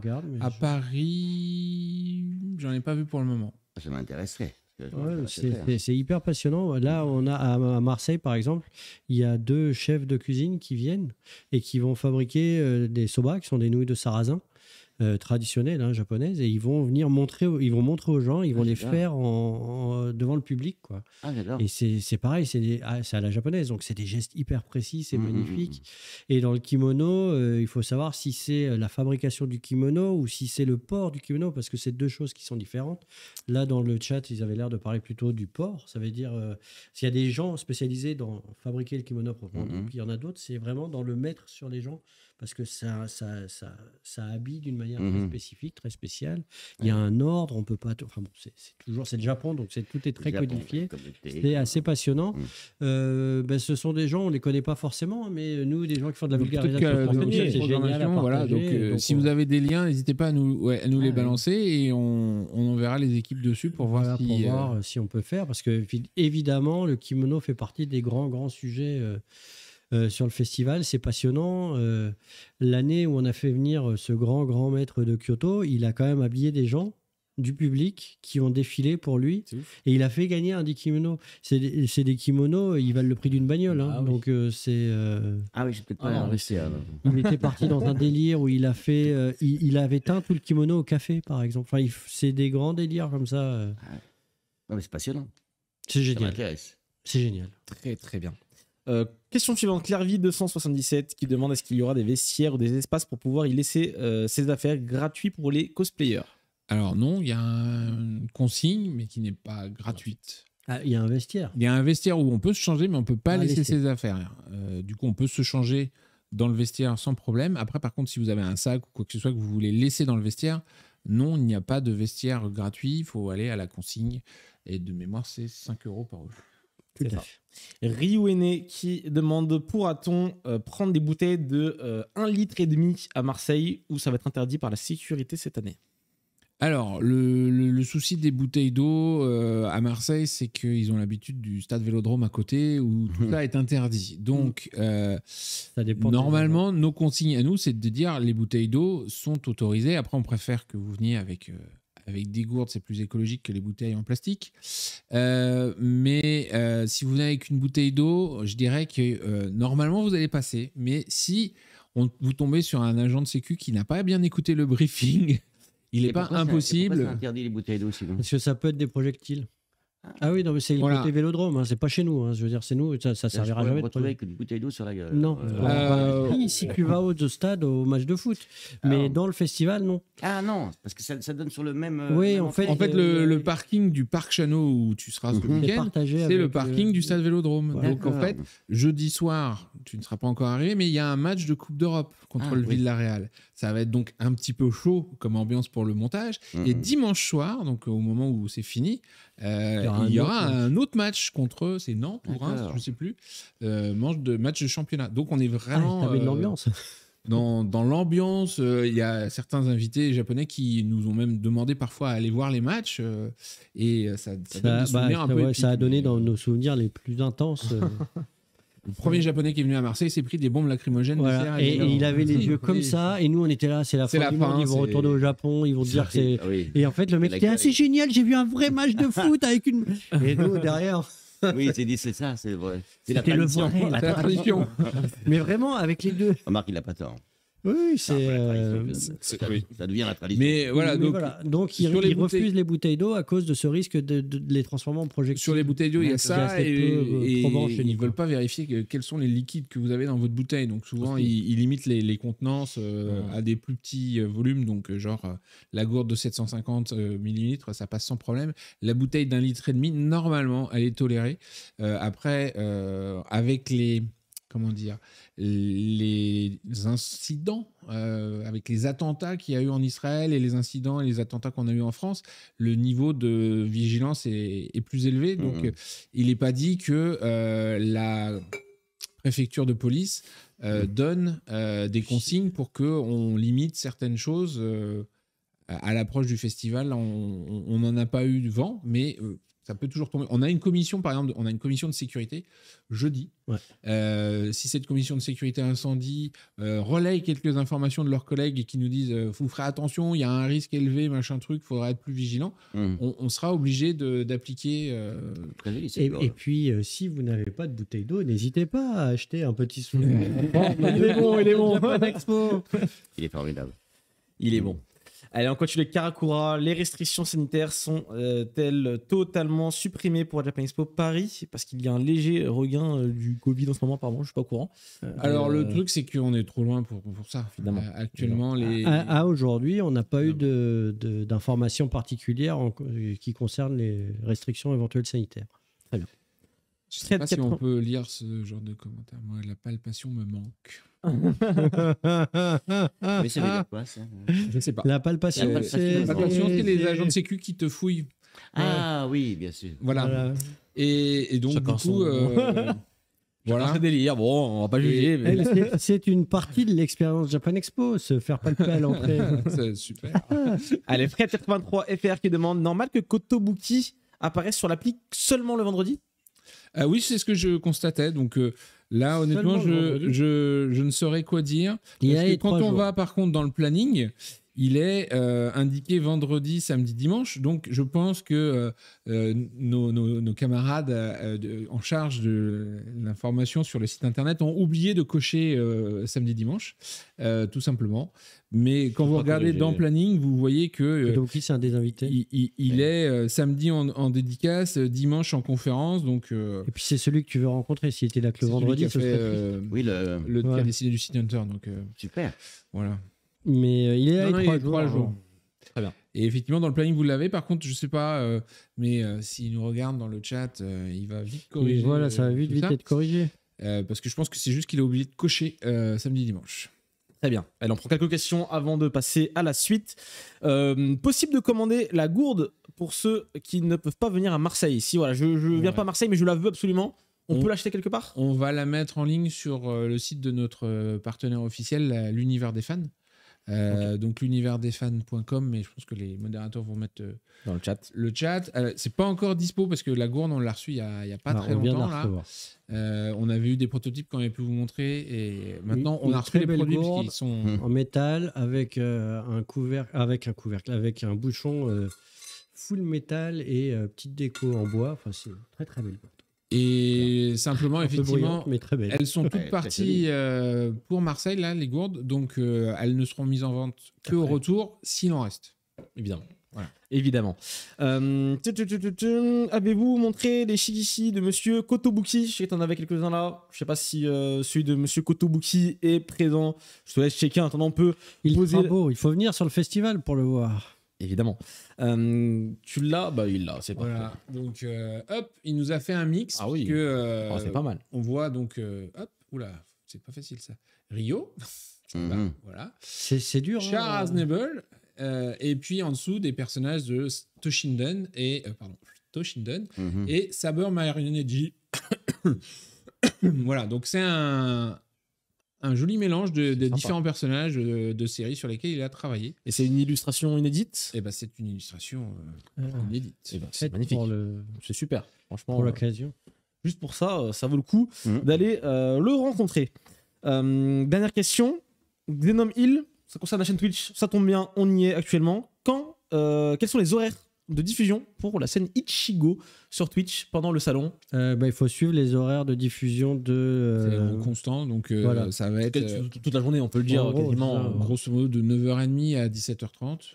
Il y a des jours où ça commence plus tard que 9h30, mais grosso modo, logiquement, sauf problème technique, dès qu'on commence à avoir des événements sur la scène Ichigo, vous les retrouverez sur Twitch. Et il y aura aussi des petits programmes en interprogramme, enfin en passage sur scène, pour compléter, pour qu'il n'y ait pas de vide. Donc vous pourrez suivre. Et notamment, on diffuse très régulièrement le planning de la chaîne. Comme ça, vous savez exactement ce que vous pourrez avoir. Et de toute façon, si vous voulez être sûr de ne pas louper quoi que ce soit, vous activez la petite cloche là, tout de suite, là, sur la page Twitch. Ça vous met une notification directement sur votre téléphone et vous savez quand est-ce que la chaîne Japan Expo est en live.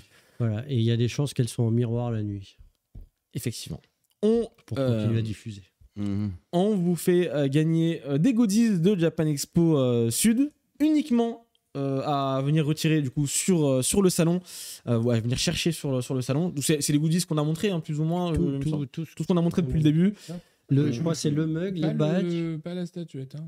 Non, évidemment. Le mug, la gourde. La gourde, les badges. Le bouquin peut-être, je sais pas. Et le shikishi.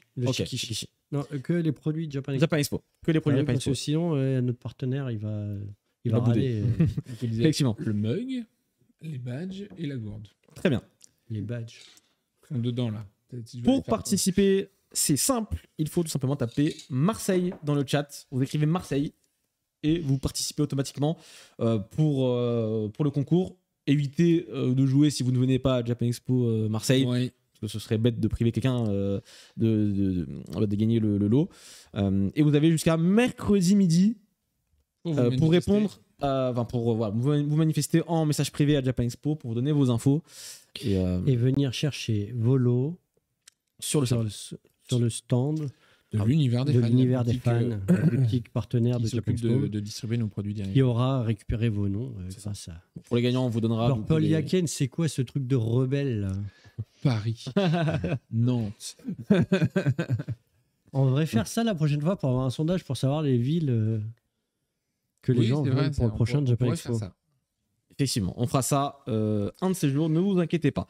Donc vous tapez Marseille dans le chat pour participer au concours. Messieurs, on continue, on termine l'émission avec les annonces de la semaine. C'est parti, jingle.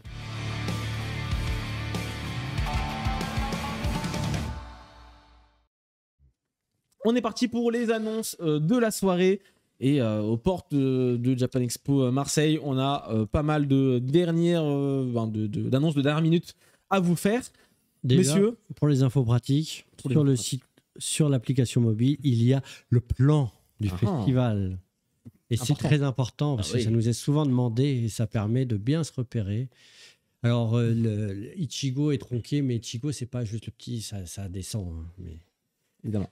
Voilà, donc un beau salon. Et vous le retrouvez sur l'appli. Si jamais vous êtes toujours face au plan de l'année dernière, ça peut être un problème de cache. Donc moi, je sais que j'ai eu ce souci-là. J'ai été dans les paramètres, j'ai fait vider le cache. Et maintenant, j'ai le nouveau plan tout beau sur lequel vous pouvez zoomer assez librement. Donc n'hésitez pas. On passe tout de suite à la grosse annonce parce qu'en fait, on avait annoncé presque tout le monde, mais il reste une activité qu'on n'avait pas encore eu le temps d'annoncer, c'est le retour du catch. Mais oui, parce que ça fait partie des choses qu'on présente sur le festival historiquement depuis très longtemps. Ouais, parce qu'il y a le Puroresu au Japon, qui est institutionnel. Enfin, là-bas, ils adorent. Et en fait, avec le Covid, ça s'était un peu arrêté. Parce qu'il y a beaucoup de gens avec lesquels, notamment, on travaillait, nous, qui ont changé d'orientation, on va dire, de carrière. Et là, on a l'opportunité de réaccueillir du catch. Alors, c'est avec une autre école, avec une autre association. Donc, ils vont venir avec leur ring. Et puis, on aura, pendant les 3 jours du festival, des matchs, des beaux matchs, des inits. Et de quoi fameuses conférences combat avec notamment Vincent Rompion versus Sifano. C'est sympa, il n'y a pas de problème. Juste qu'il faut un peu de... pas de problème. D'ailleurs, on voit une photo de Vincent à l'entraînement.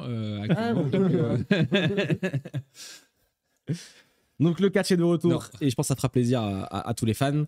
On continue avec le Japan Expo Game Show sur Ichigo. Tous les jours. Oui, très important. Parce que ça y est, on a le programme définitif.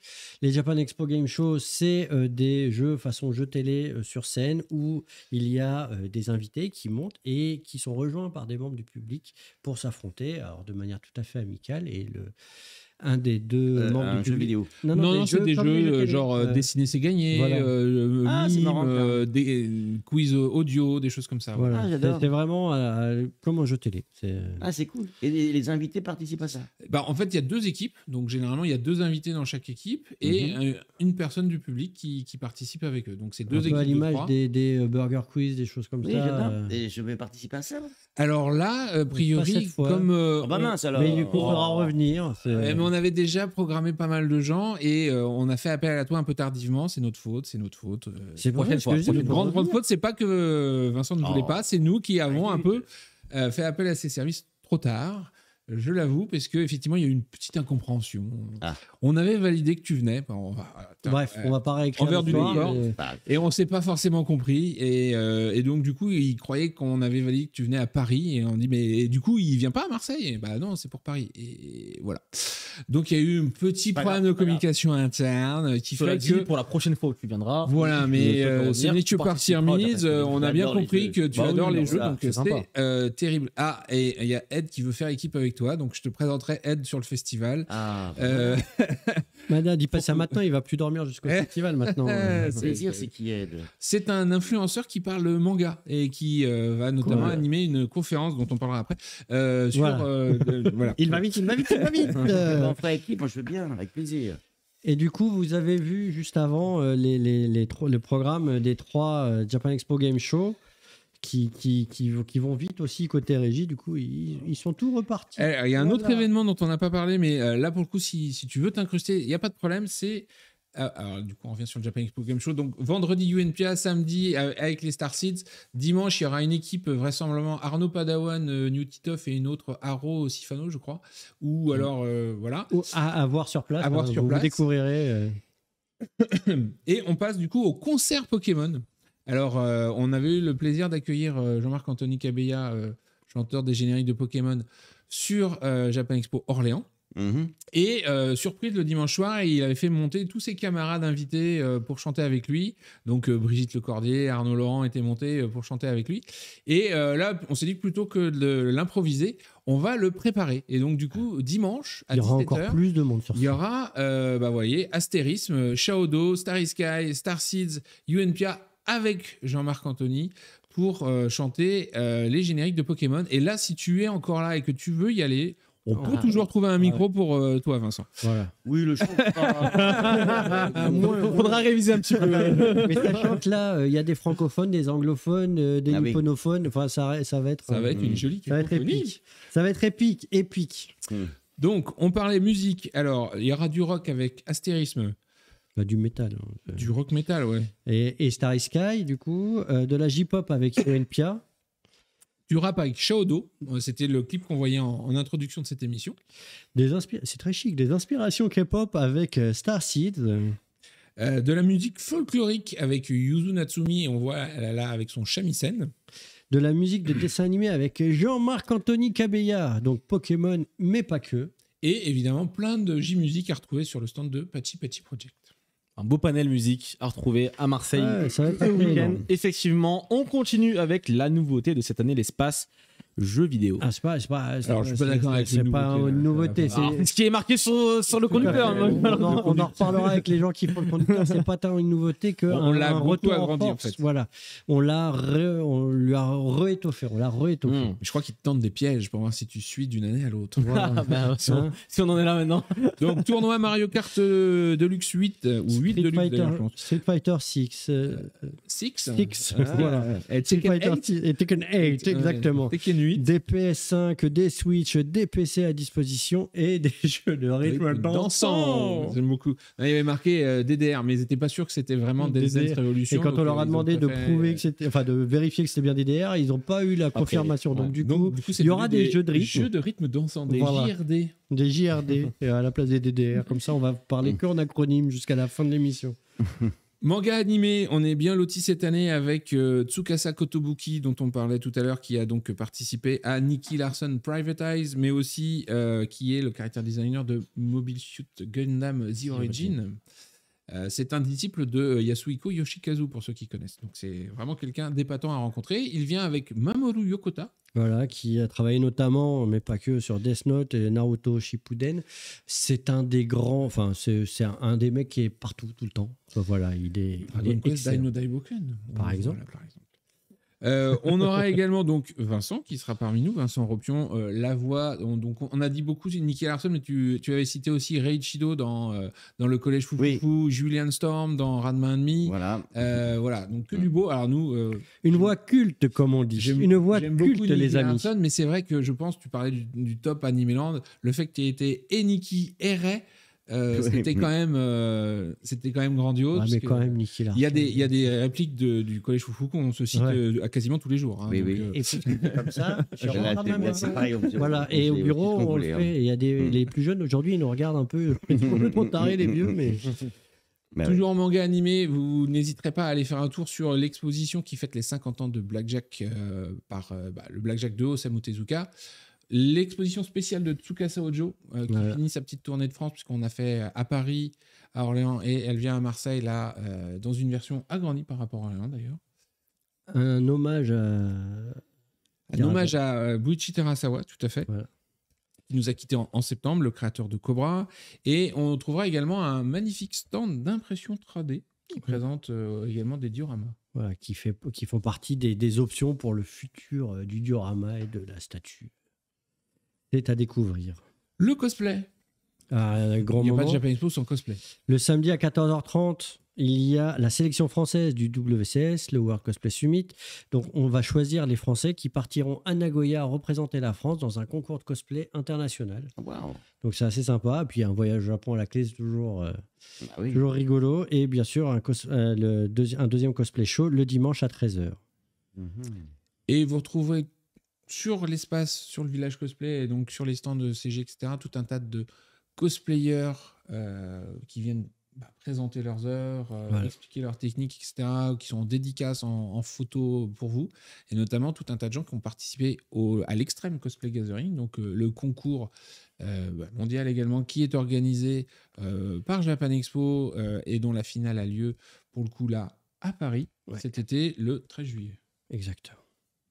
Et vous rencontrez là du coup des cosplayers de haut vol qui sont vraiment très forts, et c'est le meilleur moment pour récupérer, pour tous ceux qui débutent, des bons conseils, des petits tips. Et il y a toutes les associations qui sont présentes, parce que c'est incroyable ce qu'ils font. On s'en rend pas compte, mais quand on voit ceux de haut niveau, ils font des effets spéciaux sur scène, ça explose, il y a des décors, c'est assez fou. Et il y a beaucoup de gens qui, quand ils démarrent, n'osent pas trop se lancer, et justement, eux sont hyper forts pour encourager et dire et montrer à quel point on peut partir de peu de connaissances et peu à peu devenir très très fort. Et il y a des super assos qui sont là aussi pour faire ça, avec notamment Aoi Sora Cosplay qui va faire de la réparation de costumes, parce qu'il peut toujours y avoir des petits drames sur le festival, et c'est un bon moyen d'aller se faire réparation de costumes en dernière minute. Et tous les stands de cosplay sont du côté du Hall 3, donc plutôt vers la sortie d'ailleurs du festival. Voilà. C'est d'ailleurs là où on aura les rassemblements cosplay. Voilà.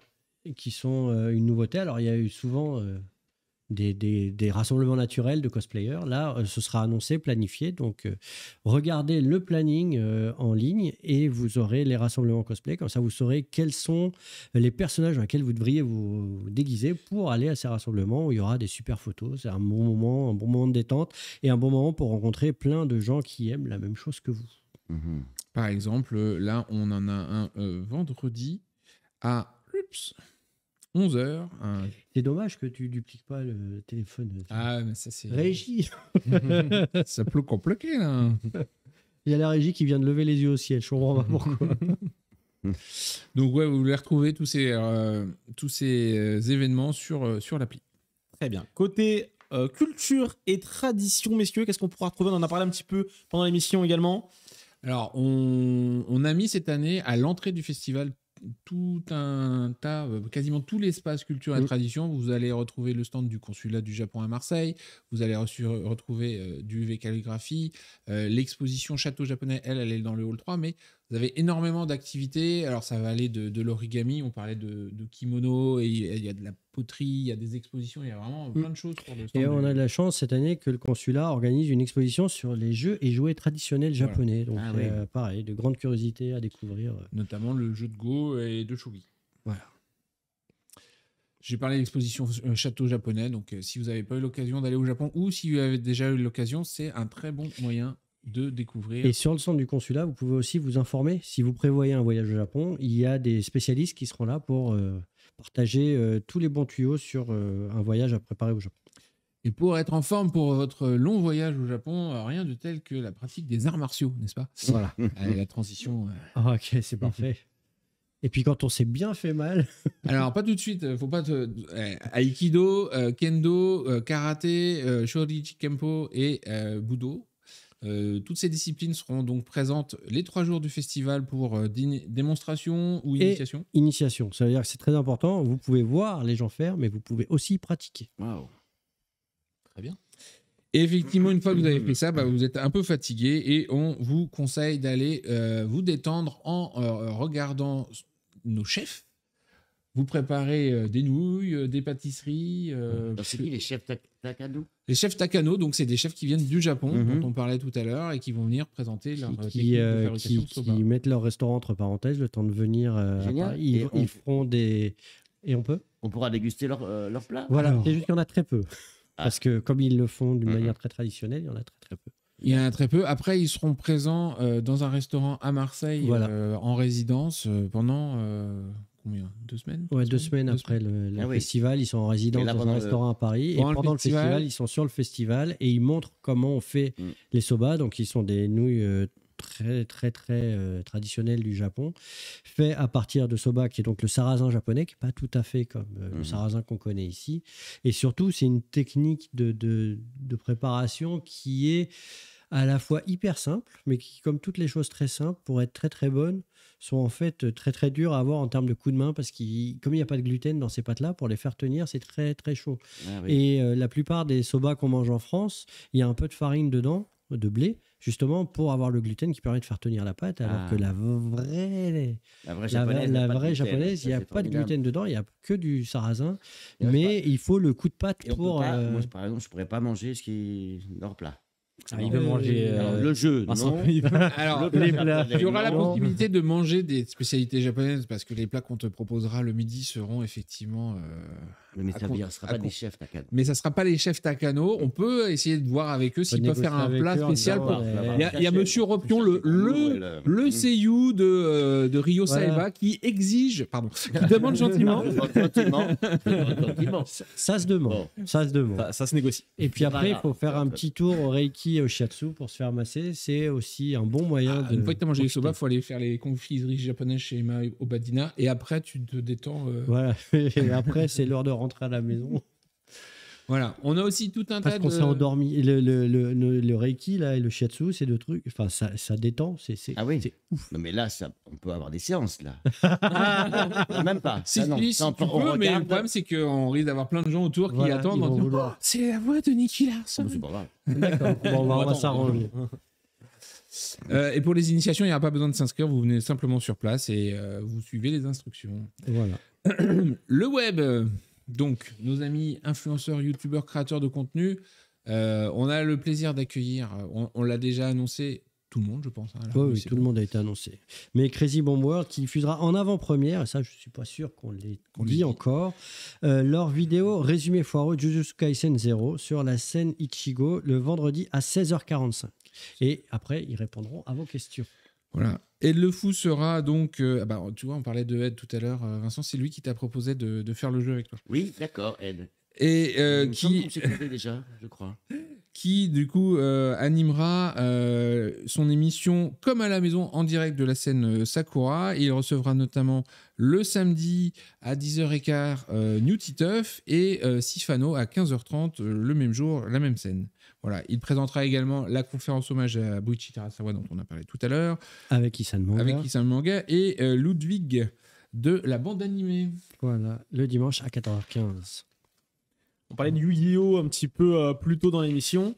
Il y aura un événement autour de la licence avec deux youtubeurs Yekai Zulux qui vous donne rendez-vous pour une ouverture de paquet de cartes et un battle de cartes Yu-Gi-Oh! Sur Ichigo à 11h15 le samedi. Ce sera streamé sur la chaîne. Et ce sera streamé sur la chaîne. C'est mieux de venir le voir en live quand même. Bah oui, Évidemment. c'est Toujours mieux. rien de mieux que le live. La rencontre. Exactement. Côté Amazing, Donc oui, la partie pop culture hors Japon du festival, on a le plaisir d'accueillir de plus en plus d'artistes, d'associations, de projets. Donc cette année, on a notamment de la danse avec MH Project et Mad Squad, du sabre laser. Avec la SSL. Une découverte de la culture coréenne avec l'école coréenne de Marseille. Une exposition introduction au drama coréen. Et de tout savoir pour devenir un sorcier avec Ludo Collection. Voilà. Et Amazing continue avec le Amazing Game Experience, Experience. donc la partie vraiment dédiée aux jeux de plateau, jeux de société, jeux de cartes, tout ce qui n'est pas jeu vidéo et qui s'appelle jeu quelque chose. Voilà. C'est bien. Il y aura une dizaine de tables de jeux où vous pourrez découvrir des jeux, participer à des parties d'introduction ou des tournois. Participer à des tournois, notamment de Yu-Gi-Oh!, de l'Orcana, du One Piece, du Mindbug, du Magic et du Unmatched. Voilà, donc ça c'est la partie Amazing Game Experience et on ne pouvait pas finir l'émission sans vous parler des 25 stands Ouais, parce de que là, on restauration. commence en plus, ça commence à bien Que, travailler. là. effectivement, Vincent, tu disais, et moi je vais pas pouvoir y goûter, alors peut-être que tu pourras goûter la cuisine des chefs Takano, mais sinon voici un échantillon de ce que vous réservent les restaurateurs sur le Il y festival. a 25 stands des food trucks de restauration avec des ramen, du curry, Des corn dogs, des mochi, des burgers, des bobounes du gyoza, des donburi, des sushis. et des onigiri. Parce qu'il faut toujours des onigiri pour bien se sentir. Voilà. Et après, on a situé évidemment beaucoup de nourriture japonaise, mais il y a aussi les traditionnels sandwichs, Les des choses burgers, comme ça. tout ce qu'il faut pour tout le monde. Les menus sont disponibles sur le site au lien qu'on va tout de suite vous mettre Dans le chat. dans le chat, n'est-ce pas, les modos? N'est-ce pas, les modos? N'est-ce pas, N'est-ce pas, les les modos? Bah, écoutez, c'était un très beau récap de tout ce qu'on pourra trouver à Japan Expo Sud. Il y aura de quoi faire. Merci, les Il y aura de modos. quoi faire. Merci les modos. Et Vincent, tu as doublé un protagoniste dans Final Fantasy XVI. Oui, bien sûr. Alors, on fait beaucoup de jeux vidéo aussi. C'est vrai. C'est vrai que Il y en a un qui a plu beaucoup aussi le personnage de Jasquier dans. Ah oui. Ah, oh, C'est dans quel jeu c'est déjà ça Witcher. The Witcher. Voilà. Et Jasquier, ça, oui. c'est- Définitivement, il y a beaucoup plus de choses à apprendre sur Vincent Rompion. Donc venez ce week-end à Exactement. Japan Expo Sud, à Marseille, au Parc Chano, Pour pour ces conférences et le rencontrer parce que tu as une carrière de fou. Effectivement, Bah, on a il gratté. fait une longue Bah, carrière. il a dit, il a 35 ans, il a commencé à 13 ans, donc ça fait 22 ans de carrière déjà. À peu près. On a commencé en 76, donc voilà. 22 ans de carrière, dont 30 ans de Nicky Larson. 73, ça se calcule. Non, on calcule pas. J'ai On apprécie véritablement simplement. commencé comédien en 73. Le Ah bon doublage, c'était en 76. Mais le comédien, c'est en 73 avec Rabbi Jacob. Hein Oui. Je faisais une figuration dans Rabbi Jacob. D'accord, énorme. Et ensuite, j'ai commencé à jouer à la Comédie Française à 11 ans pour Joas dans Nathalie de Racine. Et après, j'ai tourné, j'ai joué au théâtre. Et c'est qu'en 76 que j'ai commencé le doublage. D'accord. D'accord. Donc 73, 2024, ça fait 51 ans. Ouais, vite fait. Presque Mais quand autant- on aime, on ne compte pas. Parce Presque que tu l'as dit plus long tout à l'heure, qu'Aznavour. on ne le sent pas. En tout cas, si vous avez des questions à lui poser, n'hésitez pas à venir lors de ces conférences FAQ sur le salon pour les lui poser. Il y répondra avec plaisir, je n'en doute pas. Merci pour ce récap, messieurs. On va donner les résultats du concours pour gagner les goodies Japan Expo à venir retirer sur le salon directement. Et les trois gagnants sont Elodie 86, Olivier Dumas 83 et Phoenix 01. Voilà, vous êtes les trois gagnants. Bravo. Bravo. Du coup, on rappelle- vous attend sur Japan Expo pour venir chercher vos lots. Bah, évidemment. ils ont tous dit que effectivement ils étaient du côté de Marseille, donc a priori on ne devrait pas avoir. Parce que l'année dernière on avait fait le même jeu, mais il y avait plein de gens qui disaient ah c'est dommage je suis à Paris. mais Pourquoi t'as gagné. vous avez Pourquoi t'as joué Donc, bah apparemment, voilà. voilà. Il y en a une de chacun. Qui n'est pas à Marseille. C'était sûr. Je suis Bah, pas de Marseille, je me suis. On refait un tir le pas ou pas? Alors, je comprends pas. Bravo les gagnants. Scarab, Awar. Ah oui, et qu'est-ce qu'il est à la Comédie Française, pensé pour Lino Ventura? Comment ça? Donc, du coup, comme Elodie, tu ne viens pas à Marseille, on va remplacer Scarab-Aware. Scarab-Aware. Et vu que c'est une deuxième personne aussi qui n'y est pas, Phoenix. Ouais, Phoenix, il a Bah, gagné. le premier dans le chat qui dit je suis à Marseille et je veux le lot, il l'a. Allez, c'est pour nous. Sans qu'il y ait quelqu'un quand même qui gagne ce lot. Voilà, je vous laisse quelques secondes dans le chat. S'il y en a un qui est à Marseille, qui veut gagner. T'appelles Marseille. Marseille. C'est sérieux. Bah, ça marche pas, Marseille. Bon, bah, c'est on va dire que c'est Alundra. Marseille, je suis. Bon, allez. Allez, Donc, Cube, voilà. on dit Cube. On est sur Cube, il est Marseille, je suis. Cube DD83, c'est parti. C'est pour toi. Cube Voilà. D Donc, 83. vous contactez Japan Expo en message privé et vous donnez vos coordonnées pour venir récupérer ces lots. On fait un peu. Il y a un petit point sur tous les invités de Japan Expo Marseille, mais on l'a Non, fait. c'est pas un point, c'est juste pour vous montrer. Voilà. Il y a une image. Ok. Pim, voilà. Il y a une pour image. venir nous voir. Voilà, toutes les personnes qui seront là sur le salon à Marseille Chaud bouillant. dès vendredi. Ça commence dès vendredi. J'allais dire ce week-end, mais c'est dès ce vendredi. C'est 2 vendredis. oui. Jusqu'à dimanche, dont Vincent Ropion qui était avec nous ce soir. Et Merci encore d'être venu. et C'était qu'on remercie. super Merci à sympa. vous. C'était super sympa. Effectivement. Voilà. Un grand merci à Et on toi a d'être hâte passé. de vous retrouver tous ce week-end, hein, parce que Marseille, ça nous dépayse, l'ambiance est vraiment Ah ouais, sympa. il Et fait tout, donc beau on en espère que vous serez, général. ouais, en plus il fait beau alors qu'on est en plein mois de février, enfin mars là maintenant cette année. Mais voilà, on est très très content de pouvoir vous retrouver. On espère que vous serez nombreux. Tous les invités vous attendent avec impatience. Voilà. Et effectivement, s'il y en a qui veulent faire un Japan Expo Game Show improvisé, a priori, on a trouvé un participant. Alors, Ed, chaud? Ah bah totalement. N'hésitez pas à aller faire un petit coucou à tous les invités, à Vincent Ropion, à vous messieurs, si on vous croise au détour d'une allée, Moi, on croise souvent, oui. Ouais, moi, mais Un peu c'est moins, possible, c'est possible. Ah, si On ça dit arrive. toujours bonjour. Nous, on est très Évidemment. polis. évidemment. On rappelle, en tout cas pour cette chaîne Twitch, que ce sera streamé. Il y aura beaucoup de choses streamées sur cette chaîne pendant la durée Ouais, dès du vendredi. festival. Voilà, vendredi, samedi, dimanche. Exactement. Et on En se stream. retrouve, nous, le 18 mars prochain pour débriefer de tout ça et Voilà. parler de plein d'autres choses. Donc voilà, encore une fois, n'oubliez pas d'activer la petite cloche pour ne pas louper les prochains streams. On rappelle également que la rediffusion, si vous avez loupé quoi que ce soit, ce sera disponible sur la chaîne YouTube également et en podcast sur les plateformes Spotify, Deezer et compagnie. Merci à toutes et à tous de nous avoir suivis. Merci messieurs, merci Vincent Merci à vous. d'avoir donné de ton temps tout simplement pour être avec nous tout simplement ce soir, et on a de te retrouver sur le salon. On se dit à très bientôt et à vendredi, j'ai envie de dire même. Et à vendredi, Marseille. à Marseille, tout à fait. Ciao ciao. Bonne soirée, bye bye. Bye. Ciao, ciao.